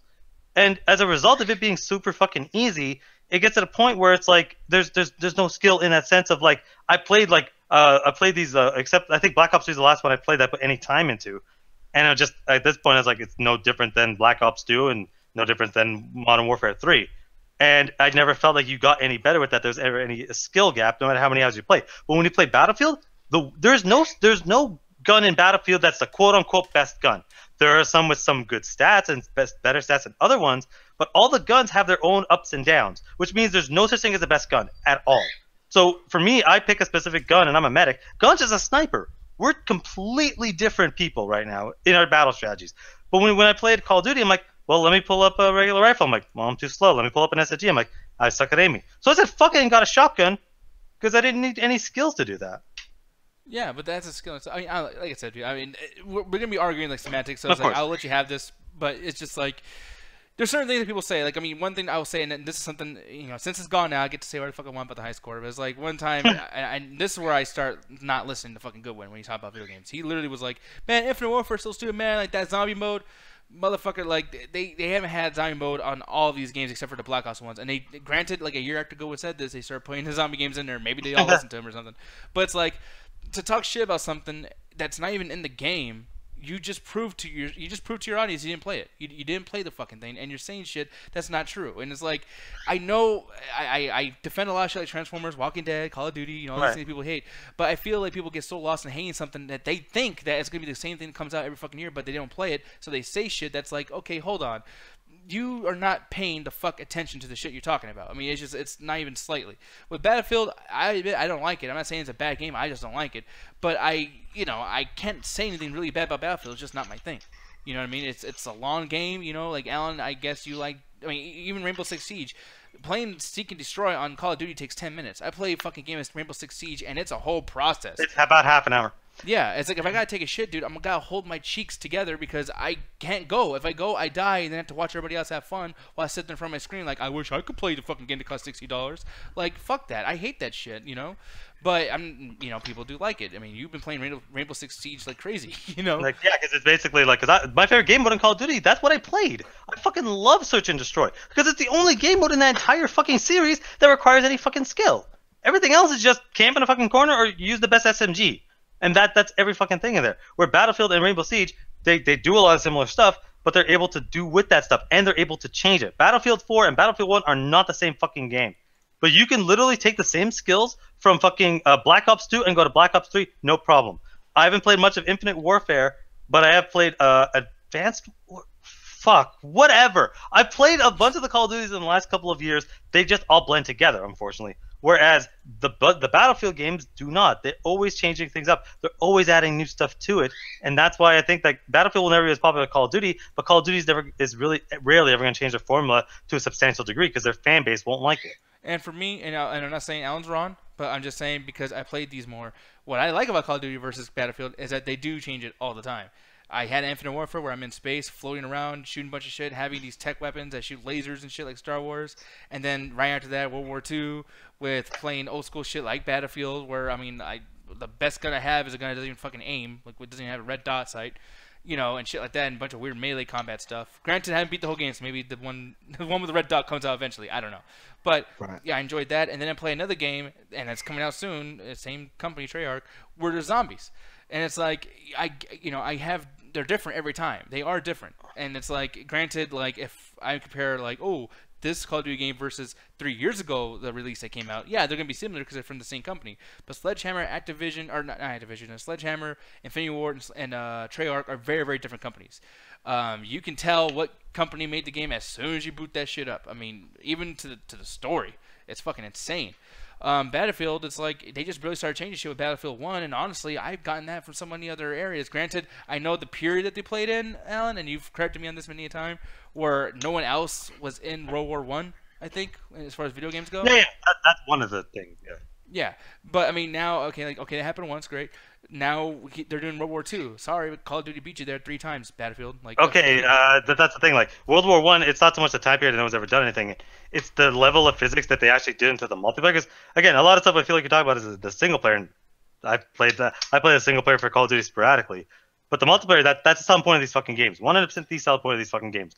Where Battlefield, like the physics for the bullets are literally to the point where it feels hyper realistic, to where bullets have sway. When you're firing a gun, it sways off to the left, sways off to the right. Where you can be 10 feet of each other, have a rifle, and if you suck at aiming or don't know how to control your gun, you'll miss. That is some new fucking tech that differentiates it from the other Battlefields. Where with Battlefield 4, it took a lot longer for any sort of given sway to happen, and most of that just happened with snipers. Where this is giving it to normal weaponry. Yeah. So and I don't know. So like that game's coming out, right? And everyone's kind of hyped over that, and that was cool to start the show off with. But then it's like as soon as they brought that up, the show died. I feel like. I mean, I don't know if you feel the same way, Alan, but like, I mean, people, like you gotta stop making big announcements for Madden and NFL. We know it's coming out. No, this is the first. That's one thing I'll give EA. This is the first year. I texted Bubba. I'm like, yo, man, EA press conference. 10 minutes of stories. 10 minutes of fucking sports. He called me and said I was a liar. So we went and fucking watched it. It's literally like maybe 10 minutes, and I'm so surprised because they're so used to the EA press conferences having a half an hour chunk of just sports. Yeah, I mean, and I'm used to that too. And then I honestly sometimes I feel like the money they put into that, I'm actually glad that sports has such a long thing. Then today, it was like FIFA, Madden. I'm like, okay, and then what else, y'all? And it's like, no, we ain't telling you shit. I had to wait another 15 minutes till they showed a basketball commercial or a basketball game trailer, and I was like, damn, like you guys don't have like a tennis thing, maybe another UFC thing, maybe some fight night. I want boxing to come back. They're never gonna bring back fight night. Nick's like, somebody please save me. Yeah, it's like something, but like it's like all these indie games, and then some really bad, like, I mean, I thought we were done with the pirate shit, people, but apparently it's like another fucking game called Sea of Solitude, the SOS game. Is that a pirate game? Because I thought it was just a fucking water physics the game. Well, I don't know. That's what it feels like. It's like, hey guys, we're doing an indie game, so as a result, all I have to do is have a cool gimmick and a cool concept. Gimmick is water. Concept is the main character is all like a demon or some shit. Yeah, and I mean, and I guess it's kind of a cool thing. I mean, the art style is nice, but it's like, I don't play games for art styles anymore, man. Like, it's one of those things where the amount of money I'm gonna pay for this is not art payment; it's a game payment. I'm gonna download the shit. It's gonna be on my fucking account. I want to play a good game. This does not look like that. My only problem with games like this, when they portray them at E3, I get that they're trying to be like, yo, this is our indie darling, check it out, go buy this game. But like, a lot of games like this, I feel like they get more attention when they are talked about by people and fans and just Let's Players rather than doing the whole big E3 press conference. Because what you find out is like a 20 or 30 buck game. Very few people actually go purchase this. Wasn't Flower a failure because of that? Yeah. Flower was a fucking interactive screensaver. Yeah. But that's the thing. It should have been stolen on the RC part, not on like, hey, check out this new revelation in gaming. Yeah, I mean, or look at the art of it. Like, it just art's cool if it's I guess backed up against with good gameplay or something fun, something more like tangible. Yeah, the only game I've ever seen that mastered the whole great art style and actually had a great game around it was Ori and the Blind Forest. Oh yeah, like definitely. that game has a great art style, and that art style actually becomes gameplay at certain points. Yeah, and I mean and then on top of that, Unravel was one, and you get Unravel 2, and that's cool, But you start off the show with Battlefield 5, and you ended off with Anthem. So this, I'm like, it was sandwiched between shit that was way too big. Like, this should have been something that they showed or leaked on accident or something, some kind of hype. I was not ready for this. When I saw this, I'm sorry. Who cares about fucking Unravel? I mean, after seeing this, I cared again. I remember the first time I saw this game, I turned to my buddy and I'm like, what grandma is going to buy this fucking game? Well, it's a game where you play as a piece of yarn. Well, true, but it's like there's games like Ibn Ab, Closure, stuff like that are very, very good games that, I feel like for me, like I just won me over. Like there's another game called Outlast, or is it Outlast or Outworld or Outland? That's what's called, Outland. I know, it's crazy. There's so many games. How many nouns are you gonna put it out before you get the fucking title you want? Yeah, no, I had to like name like 20 fucking things, and then I'm looking it up right now, and movies are coming up, so shit. But that was a game that was on PS3 that was free, I think, for a few months, and it was amazing. And I like games like that. Same with Ibn Ab, especially when it brings in the split screen stuff where I had to play with you so you can help me do a bunch of crazy shit. So this is cool. I mean, I like split screen stuff. I mean, I'm still wanting to play Knack 2. Like, I don't know if you've seen Knack. We found the one. Somebody call Sony. Like, God damn it, fuck you. But yeah, I like ideas like that. Like, dude, you remember this shit back in the day, Ganja, where you used to play fuck you then, bitch. Hey, man. Hey, with the cool week we've had recently with games and shit, like I wouldn't be surprised, Alan. Motherfucker. No, this just looks like, I swear to God, when you see some of the gameplay of this, it looks like Ori the Blind Forest, except it's hyper realistic. I guess. That's just me, but yeah, no, it's like it's one of those things where I'm okay with indie games being at these AAA press conferences. My only problem is they spend so much time with that, because I don't know if you're gonna bring up the Command and Conquer bullshit thing, but it's like they did a full game of that halfway through the press conference. Like, Jesus Christ, I think I took a bathroom break during that fucking segment. Well, it's frustrating too when it comes to this stuff. And granted, wow, I didn't know that I had to see an ad. Well, I don't know what the fuck this shit is. I want to play this game actually. What the fuck are we looking at? This is an ad. I'm trying to show some shit, but like this, I had to watch this apparently. This is the last time I get into from IGN. Yeah. So is GameStop gonna pay us, or do they pay the other YouTube channel, or is it something like we gotta contact the other YouTube channel? Honestly, it's a giant pyramid scheme. Yeah, I don't know. I think I get flagged for that fucking explains a lot of internet gigs, Alan. Yeah, actually it does. But like, here's one thing. I don't know about y'all, but I am 100% against showing not only RTSs but mobile RTSs gameplay, not just like a trailer or something. But people, like, keep in mind, it's hard to get into E3. It's hard to go get a seat and then have a nice seat and then a big fucking screen and being in this area on top of travel and everything. And they went there, and their show that they got is this shit? Hey, guys, I'm playing on my phone. I'm sorry, motherfucker, but I can just take a trip on a bus and see people playing games on their fucking phone. Are you shitting? No, Nick. Can you see competitive mobile gamers? Yeah. Competitive. Yeah. I literally laugh. It could be competitive for anything. Yeah, I know, but the idea that there's a competitive mobile league is like, I literally yelled at the screen, you guys are a bunch of fucking losers. I mean, I won't pull a Sammy. I'll fucking say it, they're fucking losers! Okay, you do realize that you got mad at Sammy for saying this exact same thing in a year ago, man. You talked about the entire video game industry. I'm talking about competitive mobile gaming. Dude, I would be in competitive mobile gaming if I was good. So what? I'm a loser, motherfucker. Like, fuck you. Yeah. No, because are you gonna waste time at fucking an E3 press conference playing on your phone? Dude, I played 20 hours of art this last week. Don't talk to me about wasting time. Like, yeah, but that's different. That's an actual game on your computer with a keyboard. At least I can walk places with a mobile game. and get shit done while I'm playing my shit. Hey man, What? Are they gonna have a jogging competition halfway through the fucking RTS No, battle? but maybe I'm trying to pay bills and I'm in line and I'm being the game, whooping ass, training while I'm getting shit done. I ain't getting shit done from this C playing Arc all fucking day, getting mad that people are breaking my fucking building. Are you defending them? No, Nick's got a point. If you just pick up the GDP win, you'll be able to mobile game and have your PC games at the same time. Yeah. Like it's honestly the best of both worlds. No, I'm not saying mobile gaming is garbage. I'm saying the idea of you doing it competitively is laughable. God damn, man. Yikes. Okay. I mean, like I said, dude, there's many people that want to do the EA Sports thing, want to do competitive things, and granted, like now that whole group of people is kind of like filled. I mean, if I wanted to be the best at Mortal Kombat X or Marvel vs. Capcom 3 or whatever the fuck the shit is, I can't get in. There's so many people there, and I'm not going to beat even the lowest tier fucking competitors. There is a market, though, for mobile gaming. There is people that... Man, you're a dick. I'm like... Oh boy, I can't wait to be the best pickup six player in the world. Yeah, but like that's the thing. Like it's all silly until it happens. It was silly, like, oh, I'm gonna be the best Mortal Kombat player in the whole wide world. Until it's like, yeah, laugh at me, motherfucker. I just got $5,000. I thought honestly, I thought esports was gonna be a fucking retarded thing. I still think it is. But like honestly, like it's becoming almost $1 million industry. You have legit corporations now putting their brands and logos on these guys to just sit there and play Dota a lot. Dota, and it's Dota, I don't know, man. I find, like, honestly, to a certain degree, it's like I get that some fighting games can be really cool to watch, but the fact that we're calling them sports just it just rubs me the wrong fucking way. I don't think they should be called sports, like, honestly, unless it's like some VR futuristic shit where these guys are. No, if it's some VR futuristic shit and they actually put their bodies in endurance mode and actually trying to complete these goals, these tasks with digital aspects, then yeah, that's a sport, Alan. But if it's just like, hey. Yeah, like competition, yes. Like competition, 100%. Those are competitions because you're competing. But calling it a sport, like, what, you're gonna put fucking playing Mortal Kombat in the same league as someone that's getting tackled in football? Like, are you high?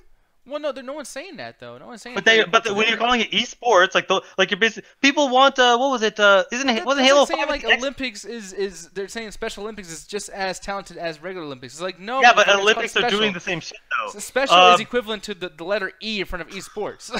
You know what I mean? Like if I physically put it like this, Alan, someone in a wheelchair can play esports instead of throwing a football getting tackled by 6'5" big ass fucking football players, brother. Like there is a difference. No one's saying it's the fucking equal amount of sports athleticism. It's a fucking two things. First of all, the fucking Special Olympics, they still do similar things that the regular Olympics. Second of all, they had Halo 5 Halo at the fucking X Games. That's my fucking problem. But dude, they're not having them cross over. They're not equal. It's like, well, yeah, there's no football players tackling a Halo player, but they're at the same competition. There's also not a football player playing Halo either. Them motherfuckers over there. I'm sure a lot of them do. I can't believe this motherfucker compared esports to the Special Olympics.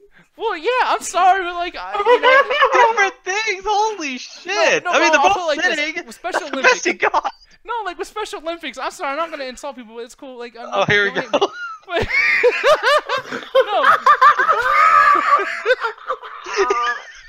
No, because Special Olympics, the reason why it's called special is because these guys cannot do what the regular Olympians do. So it's like, let's make one that they can actually fucking win. And it's like, yeah, it's a different version. Like, because they should be able to win something too. They should be able to show their talents. And it's they show athleticism though. They still are doing shot put. They're still doing, depending on the competitions, Special Olympics, they still have actual sports that require, like I just said, exertion. Actually, putting your body through stuff. It's not like you just walk. It's not just you go right in. Jesus Christ, we're insulting everyone tonight. It's not like you just go in and do your thing. You have to actually still train, probably in some cases harder than a regular athlete, because you have some disability. Okay, let me ask you this. This is great, and I am going to call it back up. Dejan, he says it's competitive. We have bowling, golf, bowling, golf, all that stuff is also leisure sports. By the way, too, on the sports channel, no one's ever bitched about fishing. Like, fishing is fucking a sport, too. And it's like, I'm telling you, if I'm working all day to get, like, these big fucking muscular titties and fucking I'm strong as shit, and then some old dude's like, let me catch these fucking fish. I'm an athlete, by the way. Like, no, fuck you, dude. I'll beat your ass. Hey, I'll agree like, with that. Really? You're a fucking an athlete? Mr. Golf? Mr., come on. I like to see Tiger Woods throw a fucking baseball. He probably sucks. Like, yeah. I'm sorry. Like, just to wrap this all up, I just don't think we should be calling, the video games esports. We should have, a different kind of thing for it. I want to play Battlefield competitive. What would you call it? At this point, the idea of competitions is still there, so e-competitions or something. If you want to keep the either. People, that sucks. Like, yeah, the name sucks. I'm on the spot right now, but again, I've always now wanted you know what to I feel like with the Halloween theme, bitch. Yeah, but that's different. You're a horror movie fan. You like video games.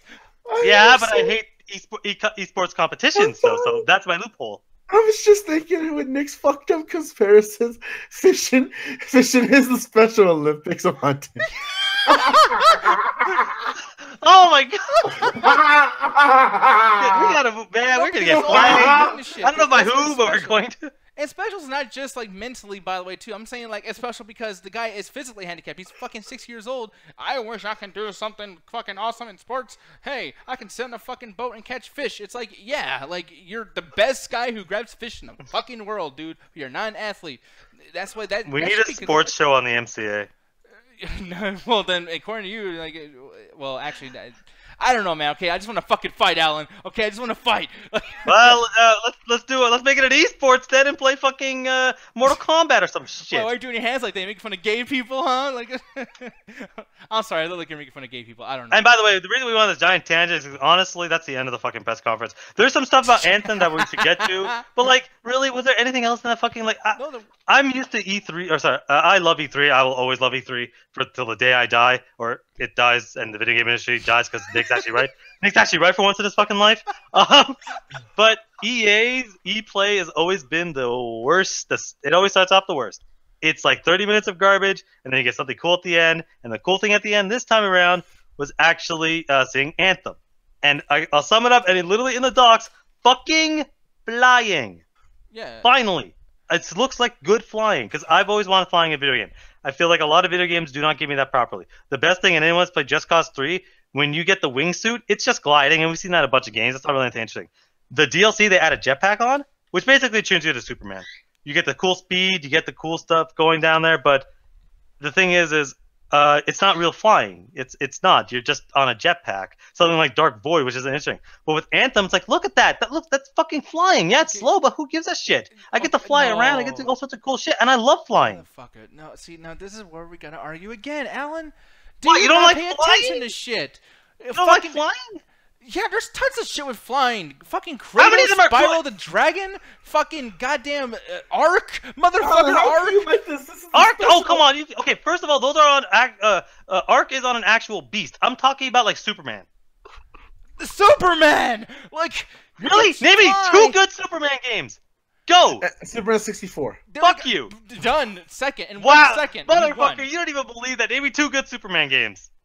Superman on GameCube, that one game. 1, okay. 2. What's the second one? Superman 64 on Commodore.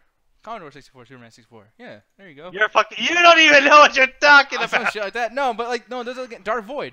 That's Dark Void is garbage. But the flying is good. I played that game. I think I still have it. Yeah, because I like it secretly. You're just trying to win your point over. But no, you know you fucking like Dark Void. Like Dark Void has some cool stuff with some of the flying at some points, but the control for the fucking inverted is awful. The combat is garbage. Have you ever tried to shoot anything while flying? You might as well be blind in that game. It's not bad. Lair has one of the biggest complaints was the dragon was garbage. Shit. San Andreas, the jetpack. Oh, does that count? Okay, come on, this motherfucker first of all, it doesn't count. Second of all, that wasn't that good. Why did you just say that fucking plane? Wait, that wasn't that good? San Andreas, one of the best games of all time, wasn't that good? It was not good. It was okay. It was okay. That's the best way I can sum it up. Wow, motherfucker. And I mean, like, yeah, legitimately, because someone said it in there, what you call it, the Rocksteady Superman game. I want that to be true, that Rocksteady work on a Superman game, because I want to see fucking flying. My dream is that Rockstar makes a Superman game. That has always been my dream since I was a kid. Well, fuck you. Ganja, you have one. Help me out here. I've won what? Opinion? No, I don't. Let me look through my desk. I think I got one here. Oh, can I borrow one of yours, man? Shit. No, yeah, that's the flying video game sucks. Like, no, like I was literally like that kid in class that doesn't know what the answer is. Like, please don't call me. Please don't call me. Please don't call me. By the way, Iron Man. The 2 Iron Man games that Sega made have shit flying. No, but on PS3, Iron Man. Yeah, that's what I'm talking about. Those games that shit flying. Man, okay, well, by the way, you have to like it's one of the things like no games have flying the way I want it. Well, the That's way not you what I want said. it I is said I've fucking always like wanted a game with flying in it that actually looks really fucking good, like Anthem does. Anthem, what they do is they have very different speeds. So they have the low kind of altitude flying when you're right above the ground, where it's like almost like you're kind of running a little bit, but you're above the ground, so you're above from certain dangers. Then they have the huge like, whoom, you're gonna go fly through the air because you're gonna go across the city. But then they have also underwater flying, so that you can actually traverse various environments. There's gonna be a point where I'm probably never gonna fucking Dance again? guilty feet out of the rhythm, but.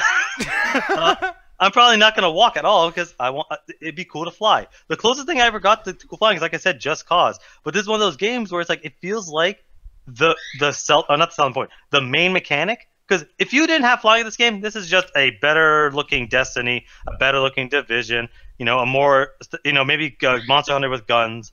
But the fact that they have a really good flying mechanic, that to me it seems to be the most important game mechanic in this game.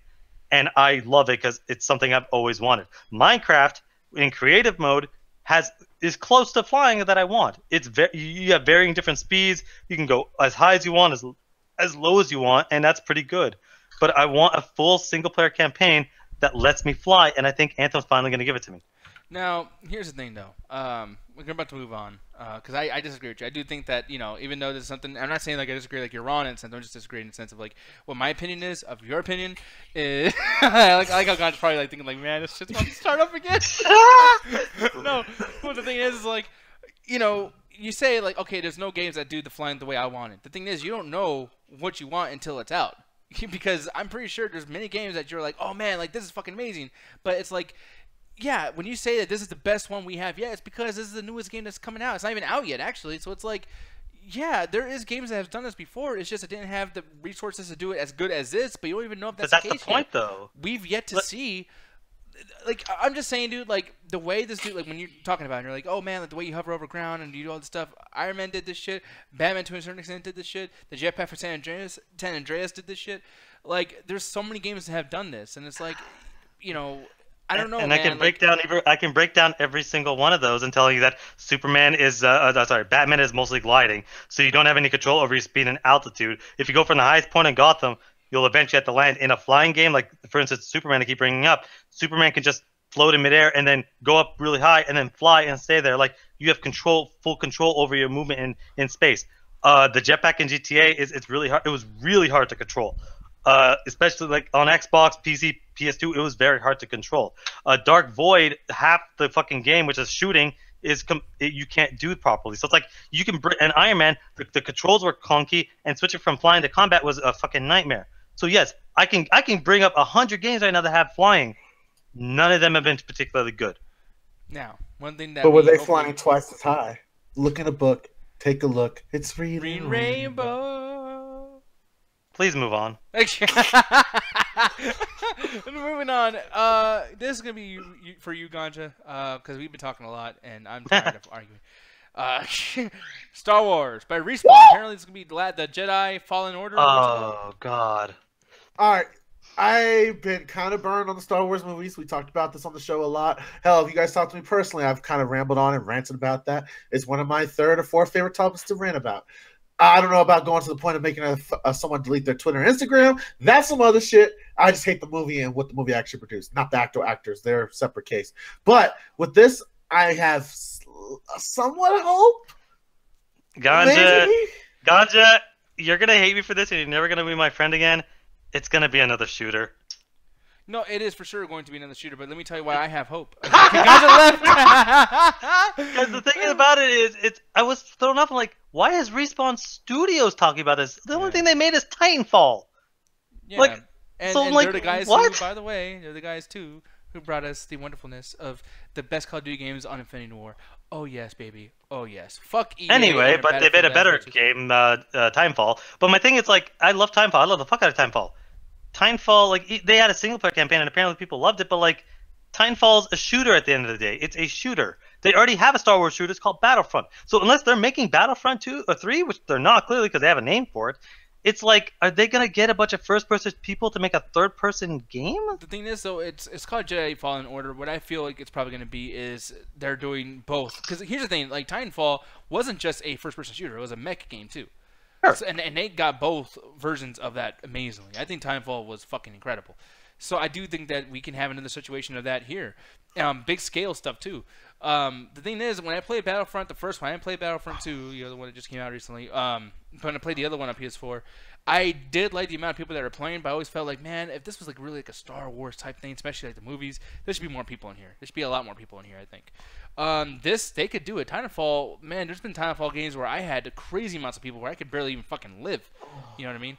Well, but you, Ganja, that's a little different, yeah. Alan, you're such an asshole that my internet crashed and I had to come back. Oh, that was well timed. Jesus Christ, Yeah. You motherfucker! But the fact that you were betraying me like this shows your true betray colors. you? I told you the truth. You betrayed me, stabbed me in the back. I don't like you anymore. All the stuff in the room. But man, I don't want another shooter. I'm tired of Star Wars shooters, man. The universe is bigger than a fucking shooter. An RPG, maybe. Hell, maybe something like what they were gonna do with the fucking Star Wars 20. I was gonna say 2020. That's not the 1330 or that shit. That bullshit. Where it was gonna be something maybe like a actual tour throughout the different planets, some more intricate into the more maybe adult aspects of the universe. Yeah. And still have a tie into the storyline where you actually, like, one of the big things you complain about, Nick, and I'm starting to complain about a lot now, is that the universe is so big, apparently, that we stay with all these same characters. And I want to see more expansion on that. If it's a shooter, it's probably going to do the same old bullshit that take place within the time period and have somebody, either you fight for the clone troopers that you end up defecting to the Rebel Alliance at some point, like they did with the Battlefield storyline that they just said that wasn't going to happen like that. Or it's just going to turn into a, the Star Wars Commandos, which that was a pretty decent game, but I don't know. I want more genres out of the Star Wars product. It lends itself to so much more than just shooters and battle royale modes. Yeah, no, exactly. I kind of agree. Yeah, but Ali, I'm gonna ask you really quick too. I know that you played a lot of the Battlefront, which might as well be called Battlefield at this fucking point. Yeah, it is. But hey, Battlefield Star Wars would be great. Yeah, but you didn't get Battlefront 2. Are you gonna get this, knowing that it's gonna be probably a first-person shooter? I don't know, because I haven't even gotten Battlefront 2. Well, like, I had the original, but I mean, did you not get it because of you being tired of Star Wars, not just in general, but just the game? No, because I really liked the first Battlefront, like the remake one. I mean, we both had like a lot of fun, but I don't know. It's just I really did like the stuff they added to Battlefront 2, but I just couldn't bring myself to purchase it just because of all the stuff they had with like the microtransactions and everything. I wasn't cool with that. So I don't know if I'll get this one. I've been kind of having a falling out with games, although I do want a couple new ones, but I don't know if it's going to be really on my list to get. Yeah, I mean, I feel like this could be cool because it's Respawn. I love Respawn so very much. They're fucking amazing. Yeah, I know they're great, but this is a different skill because I think Julian was asking in the chat, like, well, isn't Timefall great? Timefall is fucking incredible. It's a first-person shooter. The only time I've seen this done successfully where a first-person team makes a third-person game was when Guerrilla Studios, who makes Killzone, made Horizon Zero Dawn. And that was a passion project for them. So it's like, I feel like EA just threw this at Respawn because they're like, we're not doing Timefall anymore. Here, do this shit. But it's like, I don't want another first-person shooter. A third-person shooter? Sure, I'd be down for that. Yeah, exactly. So, yeah, maybe a Star Wars SOCOM confrontation. I don't know what the fuck. But, what? Fucking Star Wars XCOM. Yeah. Yo, no joke? That'd be sick. No, that'd be fucking terrible. You guys are assholes. But moving on, Come on, man. That'd be fucking sick. The XCOM with Star Wars? Come on, man. That'd be fucking badass. The Star Wars is too much of like the grand epicness of the battle of two great good and evil. It doesn't really lend itself. And just like, wait your turn.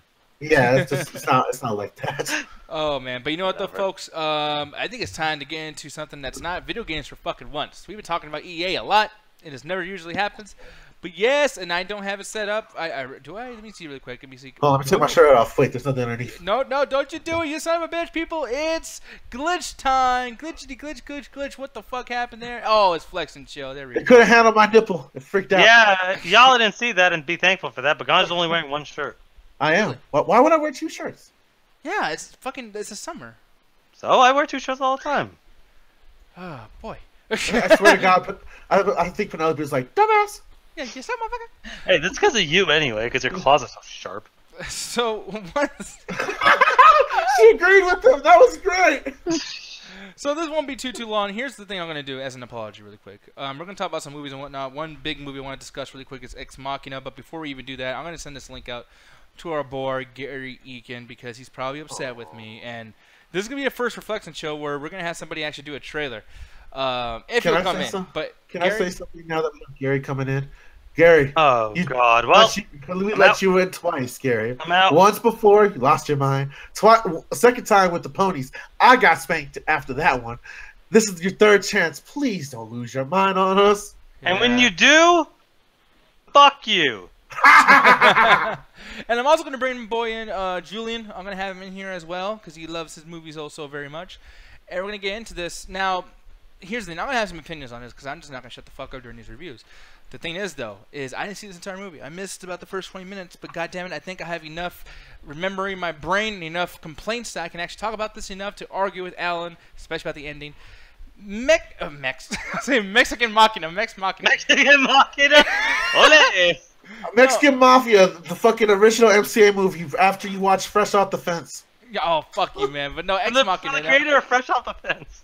God damn it. No, but Ex Machina. Now, you, my boy Alan, I don't know. Did you see this movie before we watched it last week? No, it was one of those things I always wanted to check out because I heard it was particularly good, and the concept always I found kind of interesting. So when you put on the list, I'm like, yeah, I voted for it. I've always wanted to check it out. So now, expectations-wise, were you expecting this to be good? Was it hype for you because of people talking about it, or?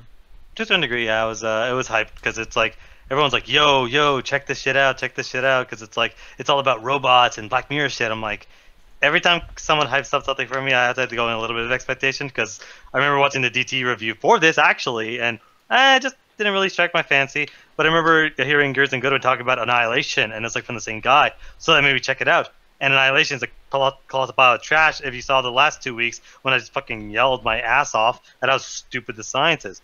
But this movie, I feel like, without going too much into detail yet, I think this movie does everything that Annihilation wanted to do 100 times better. It's a lot smarter. It's a lot more calm. It has some of the same problems, but I think that it does a lot more with its concept than I feel that it had any right to. It gets a lot out of Oscar Isaac, which this is the first time I've ever really seen him do a lot with. Like, he was okay in The Force Awakens, but he's just kind of the hot shot. With this, like, I actually felt like I got a lot of different layers to him that even by the end of the movie, I felt like we really, truly never understood him, and I kind of like that. Yeah, now, Allie, have you seen this movie? Wait, which? I'm sorry. Ex Machina? Yeah, of course. Yeah, so, I mean, when you first watched this movie, before you watched it, do you have high expectations for it? I did. I heard a lot of good things about it. So, yeah, I had high expectations for it. Okay, yeah. So, yeah. Me too, I had high expectations as well. People were talking about this all the time with me. Like, you guys see this fucking movie, robots, blah, blah. And it's like, I hate when people know that I like Transformers or Terminator and just think I like everything robots. No, I like certain movies that have robots because sometimes they have good shit in it. Like, Who's like, yo, man, Nick loves Transformers. Let's get him to watch Ex Machina. What crazy person told you that? No, but everyone thinks that all the time. Like, it's like when I like corn. It's like, oh, you like corn, so obviously like, it's like, no, maybe this shit's just good because it's good. I don't know. It's just like with Terminator, like, you know what I mean? It's just one of those situations where I think people just kind of like put you in a box when you like certain things. Like, if you're a robot fan or a zombie fan, then you like nothing but robots and zombies. I'm telling people, I think I like 40% of zombie shit. There's 60% that's complete and other garbage. I think I actually like even lesser than that. But the things I like, I really go crazy about, and it is what it is. I can't believe that. That's the funniest thing I've ever heard in my life. Yo, this dumb explosion bullshit, yo. Let's get this slow-paced movie that technically doesn't have a climax. Like, yeah. I could not think of two completely different movies than Ex Machina and Transformers. Yeah, exactly. But like, and here's the thing. Hello, Julian, by the way. I'm gonna ask you the same question as these guys. Obviously you watched Ex Machina, but when you first saw it, before you watched it, were you like hyped to shit about it? Was it kind of like hype for you, or not really? Oh, his internet's fucked up. It's okay. Good. So now I can continue my point. Yeah. But I found it online, and I watched it, and I loved it. I just thought it was really, really well done. Really quick. I think your internet might be fucked up. I don't know. It's just because like that shit, I could really understand what you were saying, and it just sucks. I don't know if you're able to like reset it or anything, or hook up like an Ethernet cord, but I'm just gonna let you know that. So if you talk again and we can't hear you, it's because it's fucked up. But anyways, moving on. Yeah, like I said, this was hype for me, and the thing is, I missed the first 20 minutes, so I'm gonna shut up at this point. How was the beginning of the movie for you, Alan? Like, I mean, tell me how you're feeling about it, and was there any issues that you had with the beginning of the movie? It's weird because it's hard for me to talk about this movie in any sort of parts because I've been thinking about this, recently, just because I figured at some point eventually we're going to review it. But one of the things with this movie is it just starts and it has a particular pace, and it never changes the pace. It's slow, a little bit meandering for kind of the entire movie, and I feel that it works to both its benefit and to its downfall. Like when you're sitting and watching the movie, this is one of the in every review I think I've done for like dumb movies or bad movies, I've always had the statement of watch this with friends, watch this with your buddies, grab some drinks, have a good time. This is probably one of the few movies I think I'll ever say don't watch this with other people. If you're having a conversation, if you're talking to people, you're missing things. And not saying that you have to sit there with a notepad and stare at the screen for 10 seconds. It's like it's one of those things where little dialogue, like there's a point of dialogue that actually confused me because we talked over it. That there's a woman in here that I was like, I kept yelling at the screen, who the fuck are you? And apparently she was just a robot servant, and I didn't really know that because it was like I thought there's only one robot, but there are multiple. But as far as with this movie, it's like it's okay. The best way to describe it is the epitome of fine. Does it have a cool concept? Yes. Does it ask a lot of interesting questions? Yes. Does it do a lot of interesting stuff with it? To a certain degree. And I think that what it tries to do is basically saying like, hey, we have this AI, start talking to it and kind of see what it's like because there's almost legitimate questions like, why do you like the way you like? Why do you act the way you do? Are you just a biological robot? Is there more to humanity? Like, can you program something to act so human you think it's human? And I like that kind of discussion. And I think that this movie is at the end of the movie. This is not a movie about robots. This is not an action. This is not a thriller. This movie is a debate. This movie is a conversation in cinema form. And for what they wanted to do, I think they got it pretty well. Now, that's basically the best way to sum it up. There's a lot of cool stuff and there's a lot of interesting things in it. But at the end of the day, this is less of a movie and more of a conversation. But I think that the conversation is interesting, and I enjoyed the movie as a result. Yeah, now for me, here's the thing I'm going to bring it really quick. It's like, yeah, I missed the first 20 minutes. But then when I got in here to try to understand what the movie was, the movie didn't want to explain anything. The movie didn't want to, I can tell the movie's not really making a whole lot of callbacks to the beginning. Am I wrong for saying that, Alan? It continues in space, but it's not one of those things where, like, unless you miss that one or two bits of dialogue, which gets explained to the end, there's not a lot of this movie that needs explanation. It's pretty on the nose, everything it wants to do. Because when I was confused at the end, I was like, what the fuck? And I wasn't even confused. I was just like, dude, I hate this ending. People were explaining shit to me. I'm like, well, you guys are not explaining anything that I don't already know.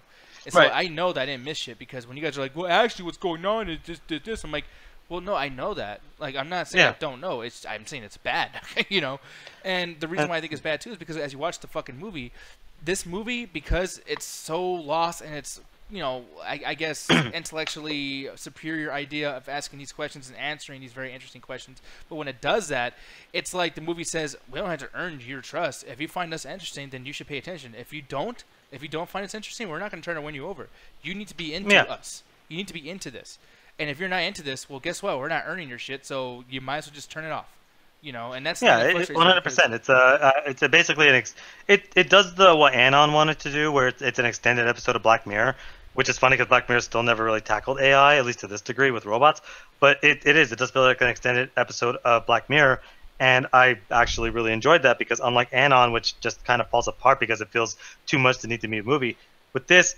And this is where it plays to the detriment of this movie has a single pace throughout the whole movie. It is a conversation like me and Nick are having right now. That's the pace of the whole movie. There is like when it gets to the quote unquote climax and there's a bit of a fight, the movie ends 5 seconds later. So it's like you have no idea where you are in the movie relative because if you've seen enough movies, you can almost see that every movie has a sort of formula. You start off a little bit slow, you're introducing characters, villains, plot and concept, and then it starts ramping up until you hit the climax. A character death, an epic moment, a cool fight scene. Then, as soon as it hits the climax, it's like 10-15 minute climax, you go down to the end of a movie, maybe one last little twist depending on the movie, and then it ends. That's the typical formula for every movie, or even any sort of media. The rise up to a climax, and then the end. This movie does not. This movie is a plateau from start to finish. Yeah. And as much as that's good because I like it because they're focusing on a question, they're not trying to be cinematic, it does limit the audience outside of people that me and Ganja will probably love this movie we're watching together. Somebody like Nick, where it's like, yeah, I prefer this in a shorter concept. Like, if this was 40 minutes, he'd probably love it. But something that's an hour long, he's probably going to get to what's like, we'll get to something, but this movie's never going to get anywhere. This movie's never going to get to the fight. Or, it's never going to get to the whole, we're going to do some revolution. It's never going to get anywhere because it's never expecting to get anywhere. It's just ending the conversation. Yeah, I mean, even in situations too where they do something where, I mean, I'm gonna try to show. I was looking this whole time to find this particular scene, but there's parts where it's like it does ramp up for the wrong reason. There's a part where this guy dances with the fucking thing, and That was so stupid. Yeah, and it's like okay, well, this is a part where maybe the robot says, "Hey, fuck you, I'm not dancing. You want me to dance like I'm your fucking clown? Ah, that's something that's gonna happen." Nope, it's just a dance scene because she looks sexy when she's dancing, showing her ass a little bit. And then I was like, okay, well, there's a part where there's a bunch of nude of female robots, and they're showing vagina and everything. And it's like, okay, I hope that this movie is not being perverted because it's one of those fucking films. I think that this might lead to either a fucked up rape scene, which sometimes the story needs a rape scene, so I get it. But no rape. I'm like, okay, well, maybe she's going to cut herself open and rip her parts out. It's going to be really gory. Nope, she slices a little bit of skin off. She didn't need to be naked for that. I'm like, okay, well, what's the purpose? And then when the scene changes, I'm like, oh, I get it. It is the perverted fucking film because there was just a 5-minute naked scene that it was basically a nude version of that colossal scene that we all hate, where they're in the room and because the story is so spectacular, even though I don't like it, this fucking story is so huge and grand that these people can just look at each other and that's considered a movie. You know? I disagree in that sense because I don't think it was done for the sexuality. I thought it was done for the point of like, because there's a lot of the subtle things in this, and this movie actually does subtle things. The nakedness in here, it's often used a lot in imagery and to show, because we're so used to like, oh, nakedness, like, oh, we got to cover ourselves up, we got to do this, shame and all that stuff. But a lot of times, especially with AI, it kind of shows where it's like that doesn't matter to them. They have no sense of clothes. So the fact that a robot even wears clothes, that's why the main person actually spends the entire time in this weird, like, half kind of human, half robot shit for 95% of the movie. And it's because they have no sense of that stuff. They have no sense of skin. They have no sense of, orifices or genitalia. And that's why half the movie's point is to blur the lines between what a human is and what a robot is. Yeah, and that's why at the end of the movie, for you guys to say, though, that the movie doesn't have a climax, that's crazy talk. It does. It does it have a point where it goes to the end? There's a setup at the beginning that it is set up that the robot is going to challenge the human. The robot wins and kills the human. That is the fucking story. And that is the story, but it maintains the same pace throughout the whole movie. Yeah, that's the thing. Like, and that's not a climax is something that explodes from one point. Like it's like when you're editing a video and you make one of those like what do you call those fucking just takes? No, like they're like it's like a hot point or whatever the fuck, where you put it inside your video and it's like, okay, like this is gonna move, but it's gonna stop at this particular like time stamp point. Like it's gonna stop, and there's a certain word for it, but I can't remember. But anyways, like like at that point is when the climax is supposed to be happening. In every movie, I mean, this is like a really basic like Alfred Hitchcock shit. This is like very like this is a basic. It's for all media. Yeah. Even songs. Yeah, exactly. Yeah, exactly. Like songs, like it's like songs can be different, but at some point you'll hear a chorus. At a certain point you'll hear pre-chorus, you'll hear post-chorus, you'll hear verses, you'll hear fucking all this stuff. It's exactly. like these things are important because that's what makes it what it is. And you can do things differently with it. Jazz does this all the time, and there's certain art movies that do this all the time too. But this film does it, but doesn't do it so much different where it becomes a different genre. It just says, hey, fuck it, we're just not gonna have a climax. You know what I mean? Because that's the only thing that's different from this and something else.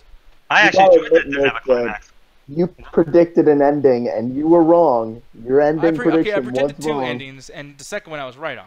So, man, you just said that the guy was gonna die. That's not some omniscient bullshit. That's like, well, yeah, the kind of weird, shifty, evil guy might bite the dust. Like, you got a 50% chance of that right in almost any movie. The shifty, weird guy that created something. Like, exactly. And that's the thing too, is like when it comes to this, it's one of the situations where it's like I didn't even bring it up. Like you just brought that up, Julian, but it's like, yeah, I didn't want to bring it up because I honestly I was kind of trolling because I was hating the fucking thing so much. It's like Blade Runner. I hate it so much. I just wanted to start fucking hating it for no goddamn I know. reason. I just wanted to hear you say that. Yeah, but at the same time, you just made my point for me then, because since we're gonna bring it up, yeah, I was wrong with the first point, and I was like, okay, everyone's laughing. I'll make one more prediction. Fucking, she's gonna kill the bad guy, and then she's gonna just go off in this ridiculous fucking artsy like I'm a robot in regular human world, and I was wrong. All right, I was right. What's wrong with that though? Yeah. Well, but we're never arguing what's wrong with that versus what actually happened. But like, it's one of those things where let's get to it because a lot of questions gets brought up in this movie. And I enjoyed the conversations with them. Like one of my favorite ones has to be like, well, why do you like this particular type of girl? Did you go and cross reference all this other bullshit? It's like, no, you just like black chicks. Like I love that conversation because it's like That's something we think about all the time. It's like, why do you like cookies versus like a certain type of cookie? You don't cross-reference shit. You just fucking like it. And that's what this movie's still trying to be. It's like, why can't I do that for a robot? Why do I have to program it to like certain things? Why can't it just like them? It likes you. It didn't do this with an algorithm, but maybe I could. And I love a lot of that movie because it breaks it down. This movie's a bottle film. But this movie, its entire thing, is that conversation. So when the movie gets to the ending... I read this movie it's a whole metaphor for women manipulating men. Because that's what the thing is at the end of the movie. No. And you can't You say missed that the fucking point! I'm not saying that I didn't see what you guys saw, but I'm saying that on top of that, what I just said is totally valid as well. I don't believe that because the character at one point... it's not about a woman who manipulates a man? It's not, because at one point, it's a man manipulating exactly a man. what happened. Dude, there's a line of dialogue in which Oscar Isaac, or as I call him, Corey Goodwin, literally, like, has a conversation with Gertz in here that basically's like, well, wait, did you search up my porn history to make the girl?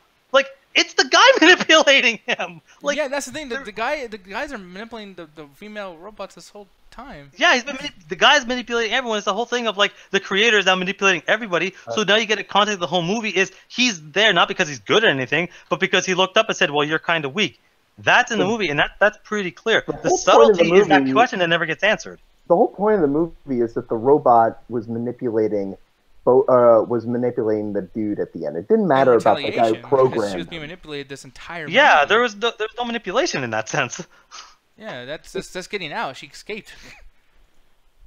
You know what I mean? Like, you guys are acting like the robot escaping isn't a big deal. It is a big deal. What are you talking? No, like, that's why I'm mad about the huge ending. deal. That is a big deal. Julian, come on now, man. I feel like you're like But trolling. you're arguing like No, I think I'm just missing your point. I'm confused. I think what my your whole problem point is at the you ending of the movie, and I guess misinterpreting the we'll ending. just fast forward to the At the ending same now. time, yo. Yeah, sorry. Yeah, no, I'll just because one thing he's being brought up is the fact that like now our review has a context of why I felt about the ending. So let's just fucking get to the ending. Maybe this will solve everything, and then we can know where we're coming from. Because my issue with the ending is the fact that this is a big deal that she left. It's a big deal that she and so. I mean, people would say differently, but I mean, I guess to an extent that she betrayed that human dude who didn't really do nothing to her, but you know she did what because artificial intelligence like yo, I mathematically did the shit, I calculated everything correctly, I need to get the fuck out of here, and that involves you not fucking being okay, I'm gonna kill you, or whatever the case may be. And she leaves, and within 3 minutes of her looking around in this fucking daze like she's high on some shit. I mean, I've seen Ganja like that a few times, and she's just like la la la la, and these weird little like, you know, instead of telling me what the fuck's going on, the movie likes to show the camera angle looking at the fucking floor, looking at her shadow, and her like damn near like just in La La Land, and then she just walks off frame and it ends. And I'm like, yeah.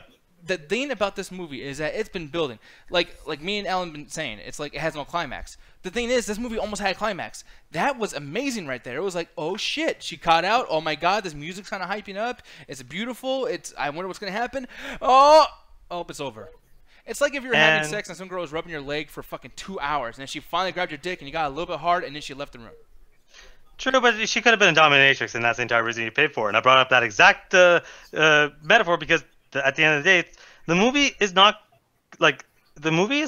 concerned with what happens afterwards, because that could be its own separate movie. What the movie wanted to do is when it got to the point and it did its escape, it could have ended as soon as she put all the stuff and walked to the helicopter. That could have been, or walked outside. It could have ended right there. But they wanted to show it's like she's never seen outside before. She's seen photos and videos, but she's never seen grass. She's never breathed real air. It's all circulated on all that stuff. So it's like that. I get where she's in a day. She's a child. In. Yeah.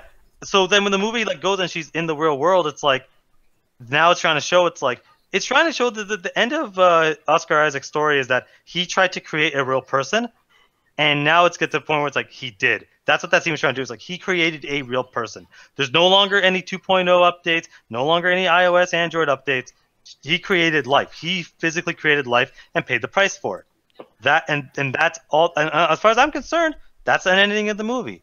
That to me it answered every single question. When we look at other stuff, because we brought up a bunch of movies, when we looked at other stuff, it's like when people get pissed off at an open ending, it's usually because questions weren't answered. Except for, what's that bitch gonna do next? Like buy a fucking Starbucks coffee? There are no questions to be answered. Maybe you can sit there and complain, Gert's in the fucking, room. But you're like, yeah, he's probably gonna die. He probably can't escape. Yeah. But it's like there aren't any questions for this movie left to answer besides, yo, what's next? And honestly, that to me is fine for an ending.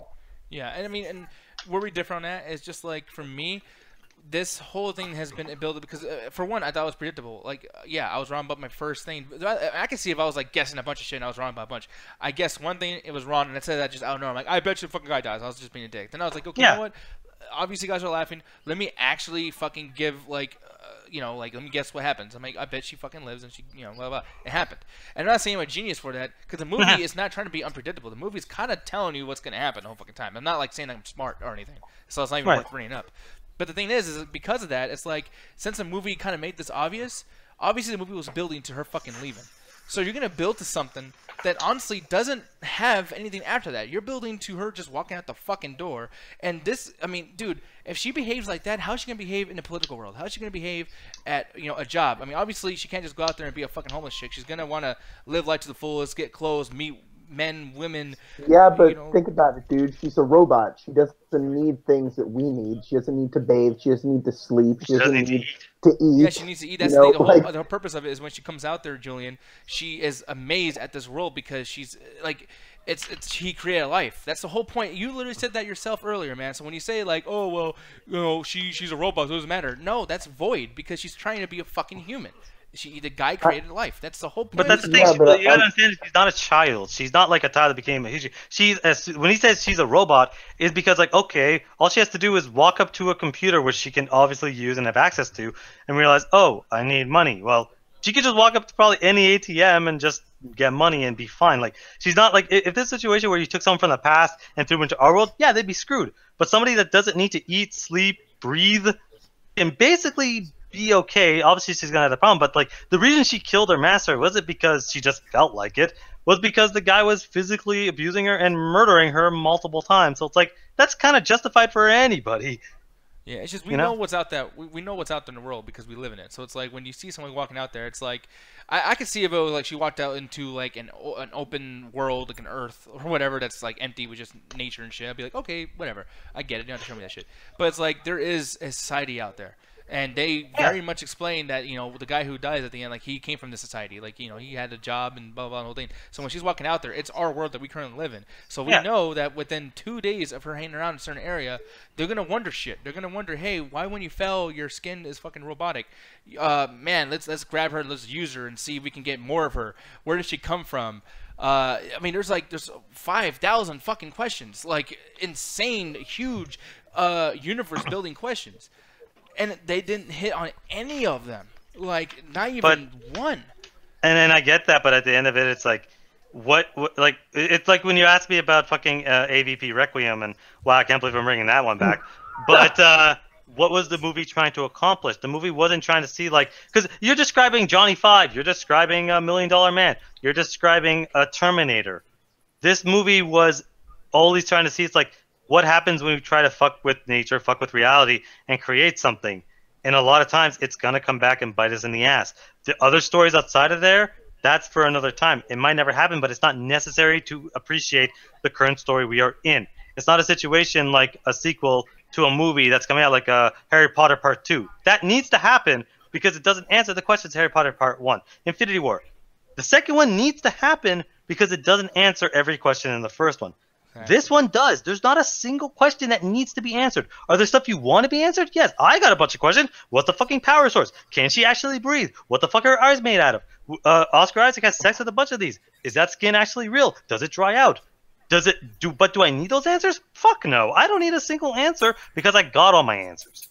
Okay, anyway, I guess we'll just disagree at that point. I don't know what to say because, like, for me, I don't feel like, because I don't give a fuck, honestly. I didn't think about this past, like, the 10 minutes that we actually fucking watched a movie. But the thing is like, the movie told me to ask these questions, I feel. I feel like, when they talk about all of them being in the same spot, and then how she has no emotional connection to that fucking guy, and then the ridiculously long ending of her walking out the fucking room and just basically just getting lost in those fucking bushes, like she's fucking, like, I don't know, it was weird, you know what I mean? I'm like, okay, this is so weird and so cheesy and so fucking stupid, and I waste my fucking time that I know it leads to something, and it doesn't. Come on. A little, but I think that was the point. I don't even know what either of y'all are saying. Okay, was it cheesy? Yes. Was it too much? Nah. I don't know. easy. I think it took itself pretty seriously. I think it never left the realm of reality. I thought it was a really grounded movie. Yeah, I agree. Okay, yeah, and I mean, and for me, is like, yeah, I agree too. I didn't say anything opposing of that. I just, and I even looked this up too. I was like, maybe I'm not getting anything, and I looked up like how to explain, like the ending explained, Ex Machina explained.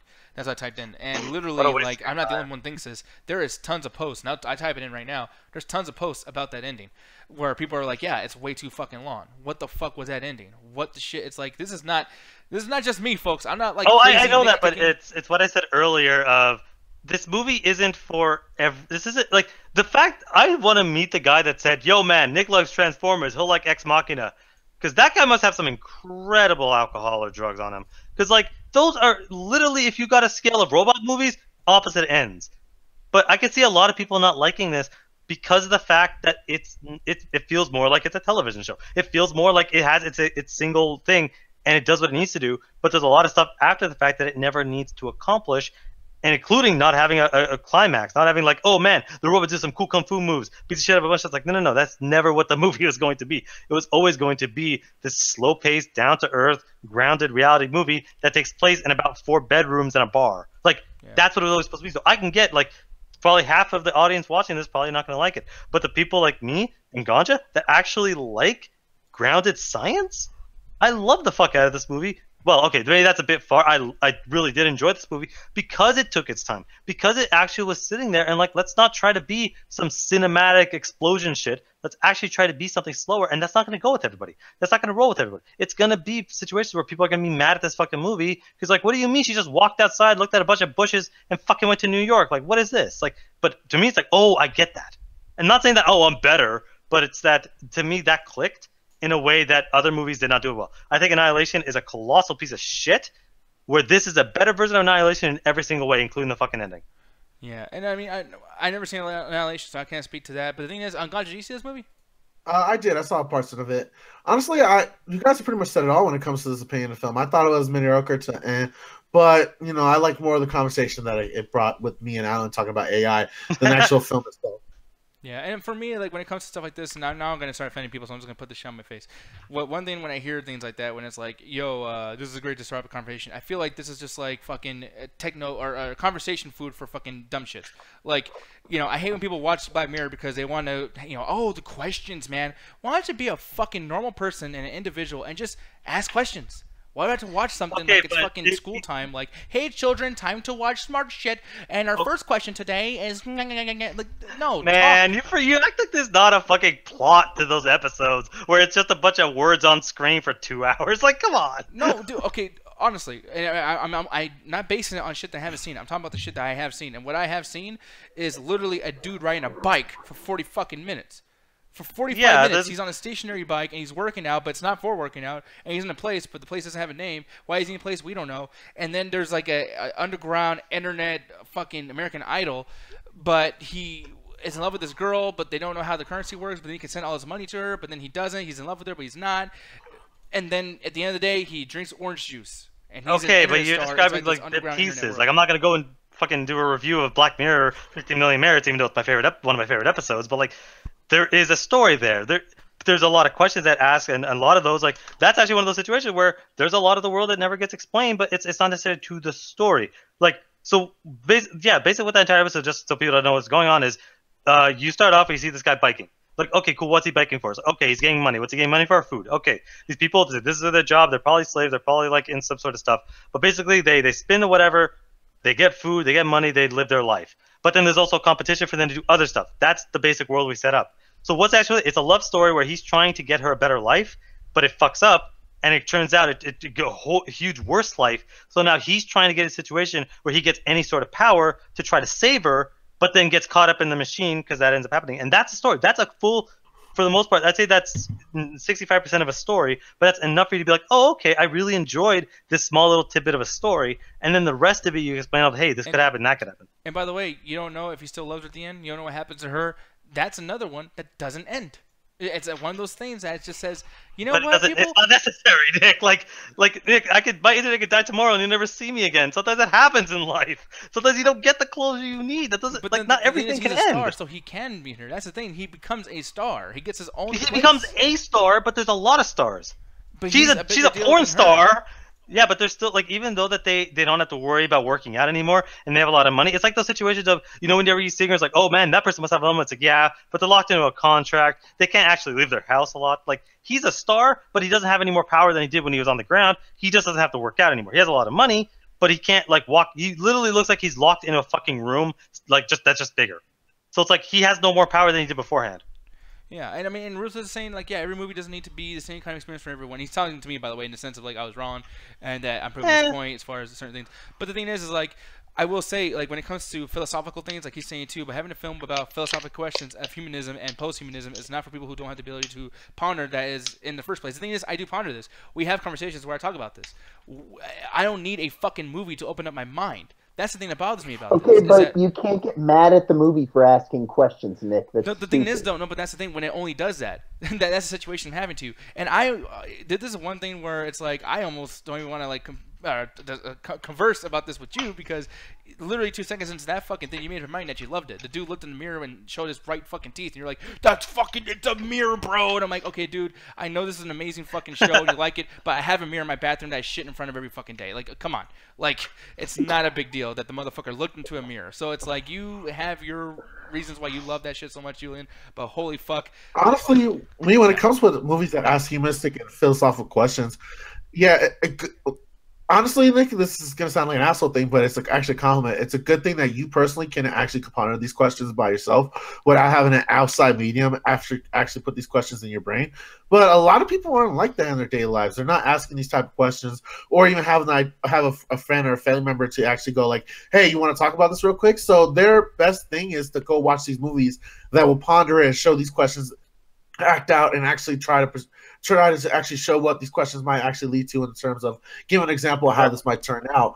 And yeah, if you're with a bunch of friends who like these type of movies, it's no different than when me and you jerked off over Halloween 5 minutes ago and pulling out all the different type of histories with it. And that's kind of what it is. It's a conversation starter with plot in it. And I think I get your idea when it's like those preschool, like almost like those lazy ass ones that it's almost like, I think Black Mirror does that a lot. I will agree with you. Black Mirror does some of those fucking easy ass philosophical, let's just have you potentially jerk off for 5 minutes thinking about this question rather than give you a plot. But I think this one was very solid in what it portrayed in terms of giving us a question and giving us a solid movie to watch at the same time. Yeah, and it's like, it's one of those things too, like, you know, when we were talking about this in the Rabbit last week about Ex Machina, and I'll stop talking about Black Mirror, even though this, what I'm about to say, literally mirrors what happened with Black Mirror. And this is why I don't like Black Mirror. Oh, I get I'm it. not making a joke. I'm the word. I'm sorry that, you know, like, it's called Black Mirror, Oh, but that, right. Ooh, but I took it back.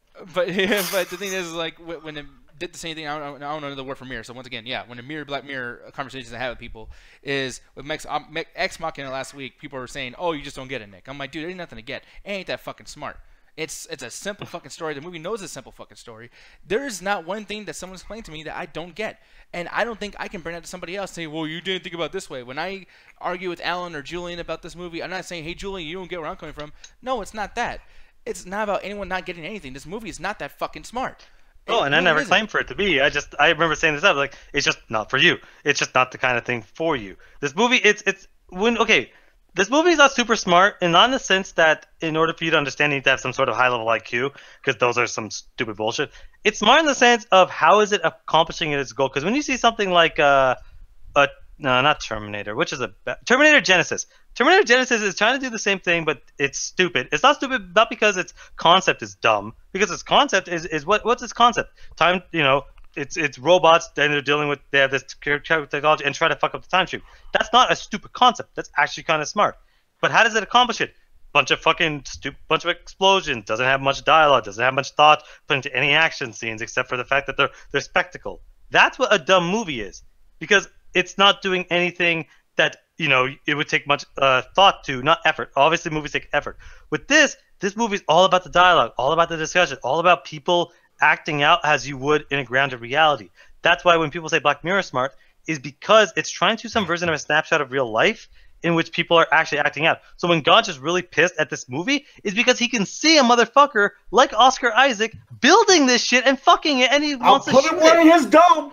Exactly. He can see that shit. That's what makes this movie smart. Not that it's asking super complex questions. It's not like a fucking quantum mechanics, quantum physics fucking movie, but it's doing it in a sense where it feels real and doesn't feel the need to rely on, every movie trope ever to make this work. And that's what is smart about this movie. I would love to have you sit down and watch Bill Nye the Science Guy, because you will want to choke his ass by the end of the first What are you season. talking about? Do you know how many times I yelled about Bill Nye Saves the World? Yeah, it's like, man, I hate this fucking basic ass shit that anyone can have thought. Bill Nye literally tries to make a show for 20-year-olds to describe like 10-year-old logic, Nick. No, Oh my Bill Nye. Man, Bill Nye Science Saves the Guy. World is the biggest waste of time. My favorite is we watched the pod episode and Alan was like, so Gaji, did you learn anything new? No. Was it anything groundbreaking? No. Was it just repeated talking points that you already know since the 8th grade? Yeah. Why did we watch this? No, but the thing is like, and I'll say this: I didn't watch Bill Nye Saves the World. I think I saw one episode, and that was it, and like a segment on YouTube that someone edited out, Sure. Without the context and everything. But like, yeah, there was things that I knew, but it's like Bill Nye. The reason why he's a big deal is because he's just entertaining while he does his shit. He's not just oh, watch me because you want to learn shit and blah blah blah. Like I'm not in fucking school. Like this is a show. Like Okay, but you can do both. You act like it's only. No, but that's what I'm telling you guys right now. You're telling me we can do both. You just said how you and Ganja's fucking conversation just went, where it's like you were like, "Hey, did you learn anything new, Ganja?" Then why would we just waste our time watching this? Maybe because it's fucking entertaining. Maybe because there's something more to it than just trying to be a better person than everybody fucking else. Like, no. Sometimes you can just watch the shit and just enjoy for what the fuck it is. Well, I ain't trying to watch something so I can be a higher level than everybody else. Like we're in a fucking video game or something. Like that's not why. Like, if it was entertaining, I wouldn't have that fucking problem. The problem is it's not entertaining because it's, first of all, like when you find something that's new, of course it's even something I don't know with robots and tech, because everything in this movie I kind of, to a certain degree, I watched Westworld. I was watching an episode of Westworld before I fucking watched that, so it's like it's not like anything I know. But the thing is Bill Nye never does it interesting. It's all boring boilerplate, so it's like he never does it. I don't find him interesting. I'm sorry, okay. I don't. I find someone like Neil deGrasse Tyson that I know a lot of people hate because he trolls on Twitter all the time, but he is much more interesting than Bill Nye. Yeah, I mean, and that's I didn't think that you're coming from in that sense, that you're mad just because you didn't learn anything new. So I mean, if you don't like him, then you don't like him. There's nothing I can do about that. But going back to this, I will say, like, yeah, this is an avoid for me just because of the fact that, like, yeah, I feel like watching this, the movie was not willing to earn any of my attention. It was just like, hey, we are what we are. If you're into this, you're into this. If you're not, then watch something else. Ruth is telling me in the chat too. It's like, yeah, this is not the movie for you. I'm like, very, very true. But because it's not the movie for me, I need to explain where people like me come from, where we watch something like this and we're like, yeah, the reason why this is not a movie for me, when it can be a movie for me and be a movie for you people as well, it didn't do that. It could serve both audiences. It could definitely serve both audiences and say, listen, we could still be the same kind of, slow, methodical, smart fucking film that's intelligent. I know I said that word wrong. That's cool. That's fine. Don't worry about it. I thought you were going to call people idiots the way you said that. And I get your point. The movie I bring to you is Arrival. Because Arrival does both. Yeah, exactly. And I mean, there's other movies that do this shit right too. I, Robot is dumb as shit, but it's like it asks the same questions, y'all. It asks the same fucking questions, and it was amazing. I love that. Yes, but the difference to that, and exactly what I said, the difference between something smart and something dumb is how it's not so much about how quote unquote smart your topic is. It's how do you approach it. Now, I've never seen a fucking iRobot? What the fuck's that movie? iRobot. I've only seen the oh hell no type shit. And I'm like, that's kind of just weird and over the top. And I've seen some of the actions, and I'm like, that's weird and over the top. That's what makes the movie, less smart. Not the topic, but how it goes about it. Yeah. So I mean, that's the thing. But yeah, avoid it for me. Not in the sense of like I hate the fucking movie, because I don't. But I just hate. I honestly hate the fan base. I hate that if I say I don't like this movie, then I'm dumber now. Like I'm not as smart as y'all, and I missed something, and it's like you definitely don't have the high quality education to actually watch Rick and Morty. Go watch the Halloween movies. They're much more your pace. Yeah, exactly. Actually, they are, and they're dumb as fuck. So shit. I'll put it like this, and now this is really gonna piss off half the people in here, and this is where finally me and Julian can bridge a gap with our friendship and our relationship with each other. But 2001: Space Odyssey, I think did this better. I think that, even though it was a long fucking movie and it was boring as shit, it had a climax and it had an ending. And there was something actually fucking happening towards the end. To the point where God's just fucking in his chair right now, about to fight you. Okay, no, he was right. He said towards the end. I was like, Okay. Oh yeah, no, the beginning and the middle are fucking boring. But the thing is, it had a climax, so I still got to come. You know, this movie I did not. I was about to fucking send this chair flying when you said that shit. What take did you watch? The first half. I think I've only seen the first half of that movie. I fell the fuck asleep. I'm sorry. Yeah, man. But Ganja, I'm gonna have you, since you didn't watch the entire thing, I'm gonna, just like me. Well, my mind's still a little blown from that. No, but what would you rate this if you had to? I mean, for what you saw. I mean, I'll stream it. Honestly, it's not a bad movie. Like, honestly, if like, it's one of those like sci-fi movies. Like Nick has a point. It's one of those AI questions that haven't been asked in The Matrix, Animatrix, I, Robot, and a plethora of other robots and other sentient creatures that we count on Earth movies. But I think because that it has a nice aspect where it's more isolated and it has a more personal feeling, which you develop just dealing with 3 or 4 characters at a time, and having that mystery of like, is she really AI? Is this what AI is supposed to act like? I think that adds to it. But Nick's kind of right when he says it's a basic film and it kind of leaves itself open-ended to the, like, I felt like the ending was very and it kind of like was a downer end to me, but I think that's what they were going for. It was supposed to be like, well, she's going to live a mundane life now. So honestly, stream it. If you're a fan of sci-fi or deep sci-fi, you're going to enjoy it either way. And if you want to watch it with friends that are like really big into robotics and AI talk, then watch it with them. But if you want to watch this as an actual like root together stuff, it's not probably for that. Yeah, now Julian, I'm gonna have you take it away, and I'm not gonna interrupt you. So if you say I'm wrong or call me an asshole, gloves off. I won't say shit. Go ahead. Call me a dickhead.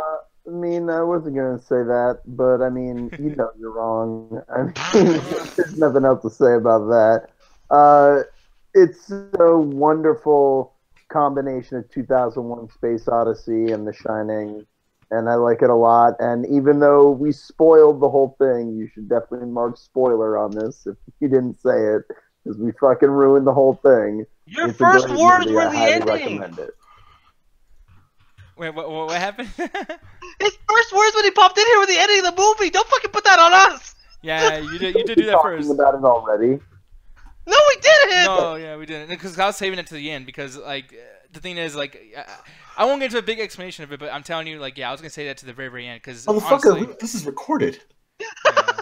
Yeah, but it was cool. But, the point is this is a great movie. I'll give it a buy it on your rating scale, I guess. Go buy this shit. Some good shit. Put it in your VCR and play it, and then your VCR will kill you. well, shit. Go get your old outdated tech. Yeah. I love VCRs. I hope they come back.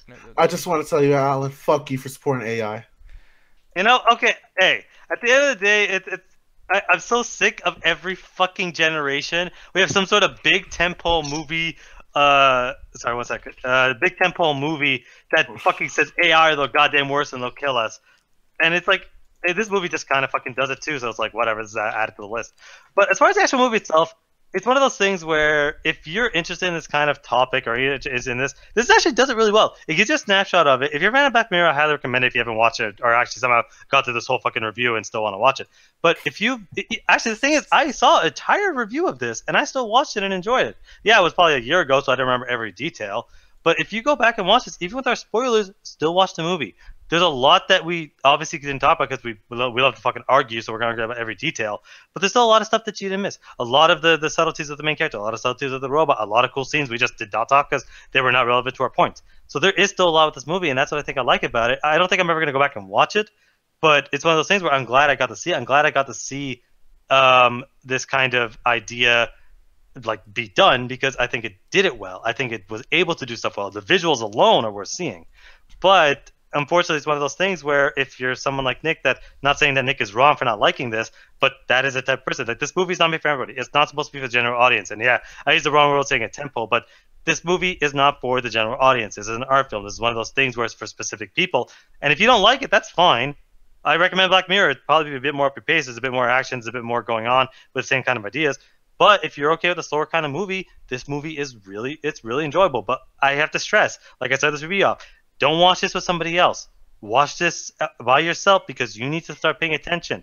You can't sit there be half eating your burger and expect to really get this movie. Like, there's going to be stuff you're going to miss. So I think that, honestly, it's a stream it because of the fact that as much as it does what it needs to do, it's okay. It's the perfect definition of it's fine.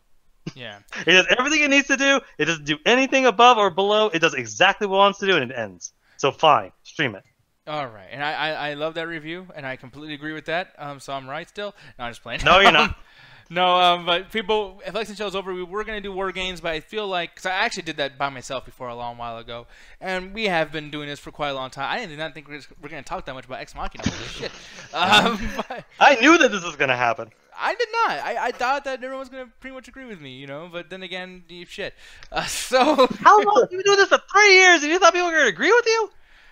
man, I don't know. At certain times, things are so obvious. I just, I don't know. I'm about to say every show's new for him. It is. He wipes his memory at the end of it. No, but yeah, man. But Julian, right now, internet handshake. We're good, right? Shaking my hand.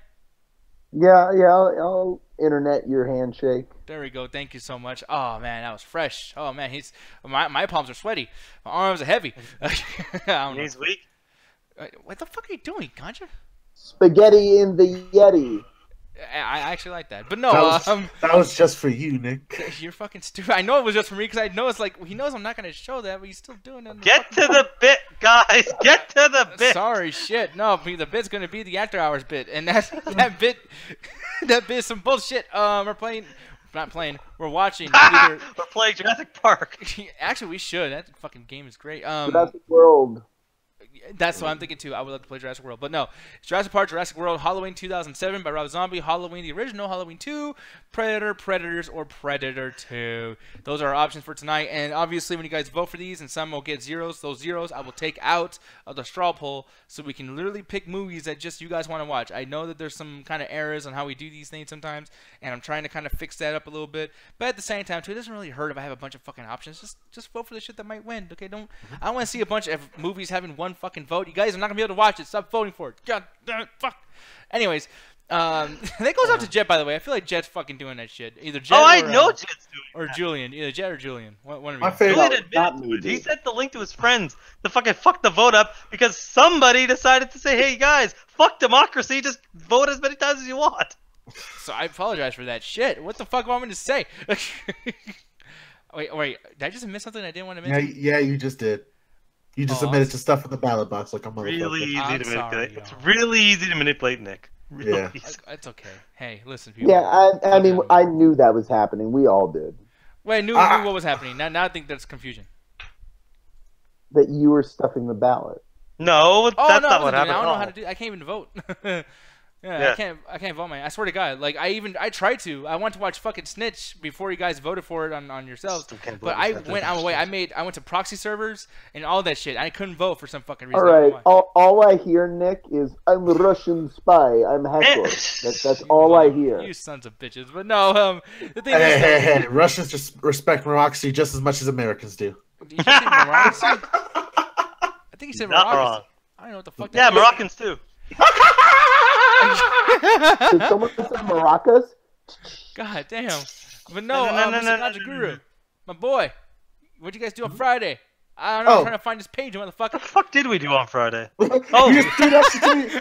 You just threw that shit to me like hot plates. My hands. I'm sorry. No, but guys, make sure to check us on the Facebook page every Friday, 7:30 CST time. Like I said, sometimes that time is a little bit later because we are still doing Ramadan. As soon as that is over, we are going to try to stick to that beautiful time known as 7:30 CST time on Facebook. It is the Untitled Video Game Show with me and my beautiful co-host Birdman, Alan Checkazine, and of course my bi-weekly co-host Trey Cooper. We talk bullshit and we also play video games as well. So come check us out and come hang. And of course, I want to see my Uggs inside that chat room. We love you guys. And Alan, let them know about that amino page. Oh right. So basically, if you already checked out the show and you are one of our Uggs, you've seen the post there that's been pinned there for the amino page. Check out the amino page. Download it on your iOS device. Download it on your Android device if you're a real person. And basically just join into the amino page. All sorts of people posting polls and blogs, telling me how wrong I am about Fallout New Vegas, even though that it sucks. There's a 24-hour chat there, mostly to piss Nick off. So just be sure, just check it out, and you'll have a great time with it. There's always some version of entertainment on there. So, anything I missed, Nick? Oh no, nothing at all. You didn't miss anything except for your rating for the movie because I was wrong as shit, but it's okay. Movie.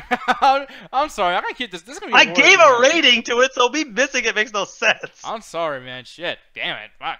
No, but the thing is, folks, we're gonna get the fuck out of here. So with that said, make sure to look in the YouTube chat and the Double Toaster chat room, and I'll be posting the link to the MCA Rabbit. Or you guys can go there right now. Just go to rab.it/MCA Rabbit. Very, very simple. If you guys get that wrong, you're fucking stupid. Now, Mr. Ganja Guru, it's that time for you to do that thing that I like you to do. Oh, yes. 3, 2, 1. Attack the chat.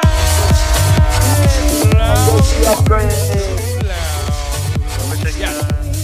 Ruthless says you're entirely wrong about Fallout. You're wrong as fuck. Dumb. Oh, man.